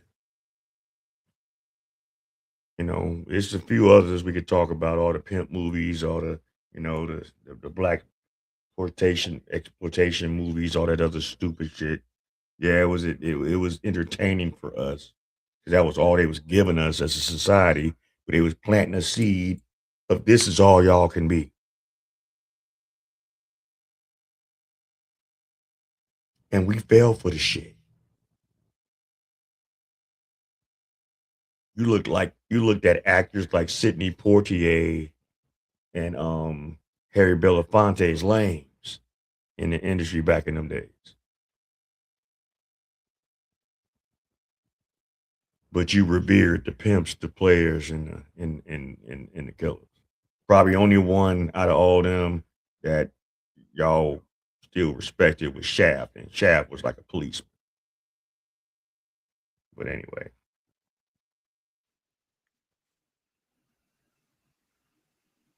The sons grow up and don't know how to control his emotions. You see, Keisha don't control herself. She don't know how to control herself. And you know, when people be talking about, you know, being a tough guy and all that, let me tell you something, black man. It's easy to be a tough guy. It's easy to be a tough guy. It's easy to be violent. It really is. All you have to do is succumb to your emotions. That's easy. That is the easiest thing you can do. It's the restraint. That's what makes somebody strong. Having composure.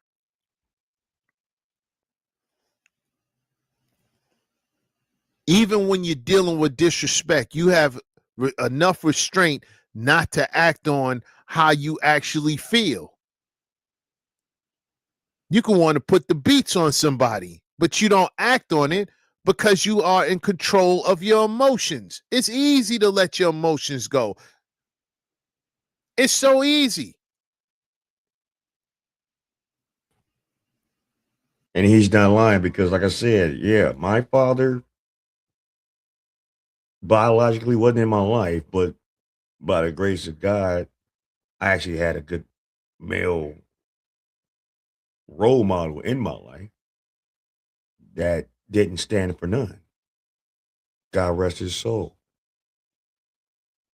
You know, my grandmother's husband, which was my step grandfather, wasn't my original grandfather, because my original grandfather wasn't with my grandmother when I was coming up as a child.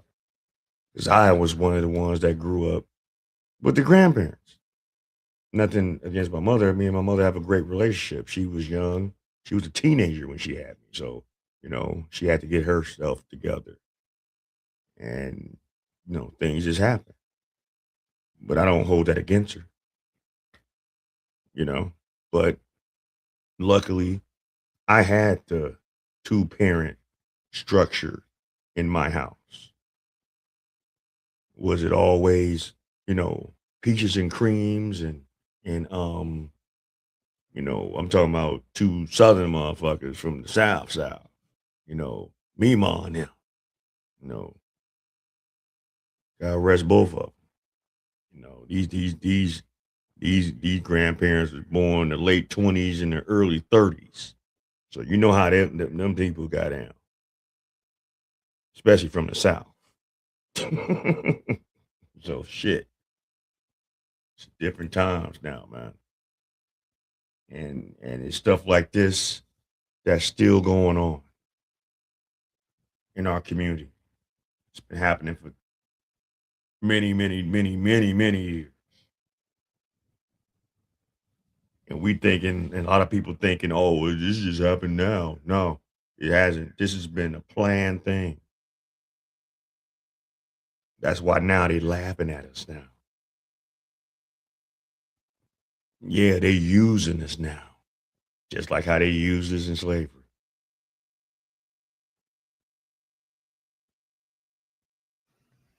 That's why Pookie is who he is. He has no control over his emotions. He's easily triggered. He'll send somebody to the upper room for stepping on their sneakers, a stare, somebody staring at him, a shove. There's so many stories out there. These Pookies just sending any and everybody to the upper room over something small because he don't have control over his emotions. He didn't grow up with a father in his home. His mother didn't teach him how to be control his emotions because she's emotional, and he learned all those emotional, those bad emotional traits from his mother. And the same thing with the daughters. And they took that. They took the black man and demonized him. So they can justify not wanting to be under his leadership, but then continue to keep procreating. And whoever they procreated with, they were so selfish that they exiled the fathers from their children's lives, not caring about their children, just so they don't have to live by any rules or regulations or be told what to do, not to be under any leadership, right? And the children suffered for it. You can't. And this is why more and more men in our communities and abroad are walking away dealing with single mothers, single parent mothers. This is why. This is why these women are getting upset, because we regurgitating what we've already seen, but it's not highlighted as good as it should be, because that's not the agenda. That's not the mainstay. That's not the meat of the matter. The mainstay is to keep us ignorant. The mainstay is to keep us fighting against each other, to keep us separate, to not have us enlightened intellectually and not figure out that, damn, we've been played. We've been duped.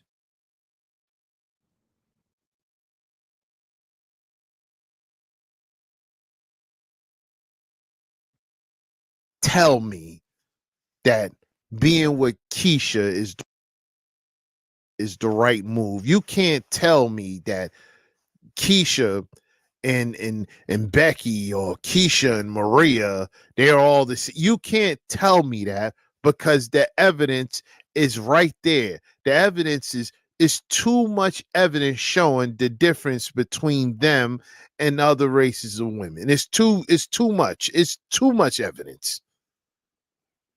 There's too much evidence. Now you don't have to listen to me. You could just say, because I get that a lot from dudes in the comments. Nah, AC, I don't care what you're saying. Yeah, Keisha's is wrong and all that. Yeah, but there's some decent ones out there. I'll never date out. I'll never marry out. I'll never do this. I'll never do that. Cool. That's on you. That's on you. If that's what you feel like doing, that's on you, man. That's on you. But don't get mad because I'm telling brothers that enough is enough. Don't get mad when I say, hey, enough is enough. You did enough. They don't want to be under your leadership. They constantly bashing you in the media. They still doing it today. They don't respect you. So if I'm telling brothers that and you have an issue with that, all right, cool. Have your issue with it. Go ahead. Go do what you want to do. But I know exactly why you're doing it, though. I know why you're doing it. You're doing it because you're with the Keisha, and it makes you feel some sort of way. It makes you feel some sort of way. Because you're looking at your life. You're looking at what's going on with you. And one of the hardest things to do, I remember when I first started this channel, and I was telling brothers, you need to stay away from Keisha's, totally. You don't be Keisha free. Dudes is like that, I'm extreme. That's what they said. I'm extreme. Not all of them are like that. It's only some of them. It's only a handful. This is what they were saying. I had to tell brothers, hey, I'm telling you, I was in constantly going back and forth with these brothers because they were fighting everything I was saying in the beginning. They were really fighting what I was saying because, see, here's the difference. You had dudes talk about Keisha's, right? You had dudes talk about Keisha's way before me. The problem with that is that they'll tell you that there's some decent ones out there. That's their problem. And you know how they'll tell you? They'll tell you by sleeping with them. They'll tell you by taking them on tizzy tours and getting them knocked up, right? They'll tell you these things. They'll tell you by the relationships, by them being in relationships with them. They'll even say, no, she's not like that. There's some good ones. There's the unicorn out there. They're not all like that. That's what they were saying. They'll talk about Keisha's and say how Keisha's get down, but in the same breath tell you that, nah, not all of them are like that. Me, I was saying no, and still my message ain't changed. No, look at it as you wash your hands, keep it moving, because if you look for these special types of Keishas, These Keishas that are not like that, what ends up happening is you end up broke, busted, locked up in a padded room somewhere, banging your head against the wall. Broke. So basically, and in so many words, brothers, men, stop chasing this shit. If these women really respect you, care for you, want to build with you, they're going to have to let you know that. Brothers, stay on your grind. Stay on your purpose. Stay on your plan. And like I said, it is what it is. Yeah, do we want to keep rebuild the black families, or do we want to rebuild the black community? Of course, I would think we do. Do I think that it's going to happen in my lifetime? Honestly, not. I really don't think that the black community will get any better than what it was 60 years ago. I don't. I don't think that the black families is going to be any better. Hell, I think we had more unity and more structure soon after slavery than what we have now.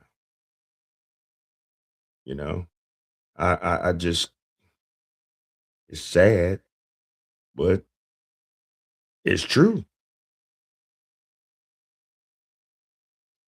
But shout out to Accountability Commentary. He definitely does good content. If you are not subscribed to him, go on over there and tell him that the Black Bottom Roscast sent you. If you have made it this far, you are definitely a part of the Black Bottom Roscast. Can you dig it? Can you dig it? Can you dig it?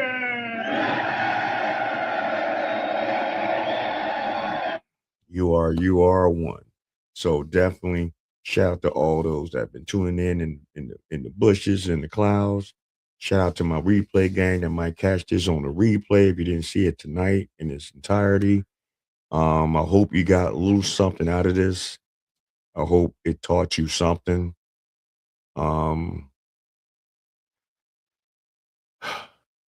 I really honestly believe right now in this day and time that the modern women really don't love men. They love the comfort that they get from men. You know. And if you're not on that kind of time, then just, show and prove. But I'm not here to try to make anyone move any different than what you already moving. But I will say this, I'm about to wrap it up. And like my man Sinful the P always used to say, God rest his soul, I want you to live as long as you want and never want as long as you live. I am back. I will be back on my regular schedules on Tuesdays and on Fridays. So, I had to take a little break for a second. You know what I'm saying? We're approaching the end of the year. She doing all right. She's been tired, so she ain't really tuning in tonight. She's getting her rest. But it's all good. We're working hard out here. Dealing with kids and, every day, sometimes, you need a break. But yeah, with that being said, I want you to live as long as you want, never want as long as you live. You are here at the Black Bottom Broadcast, and we are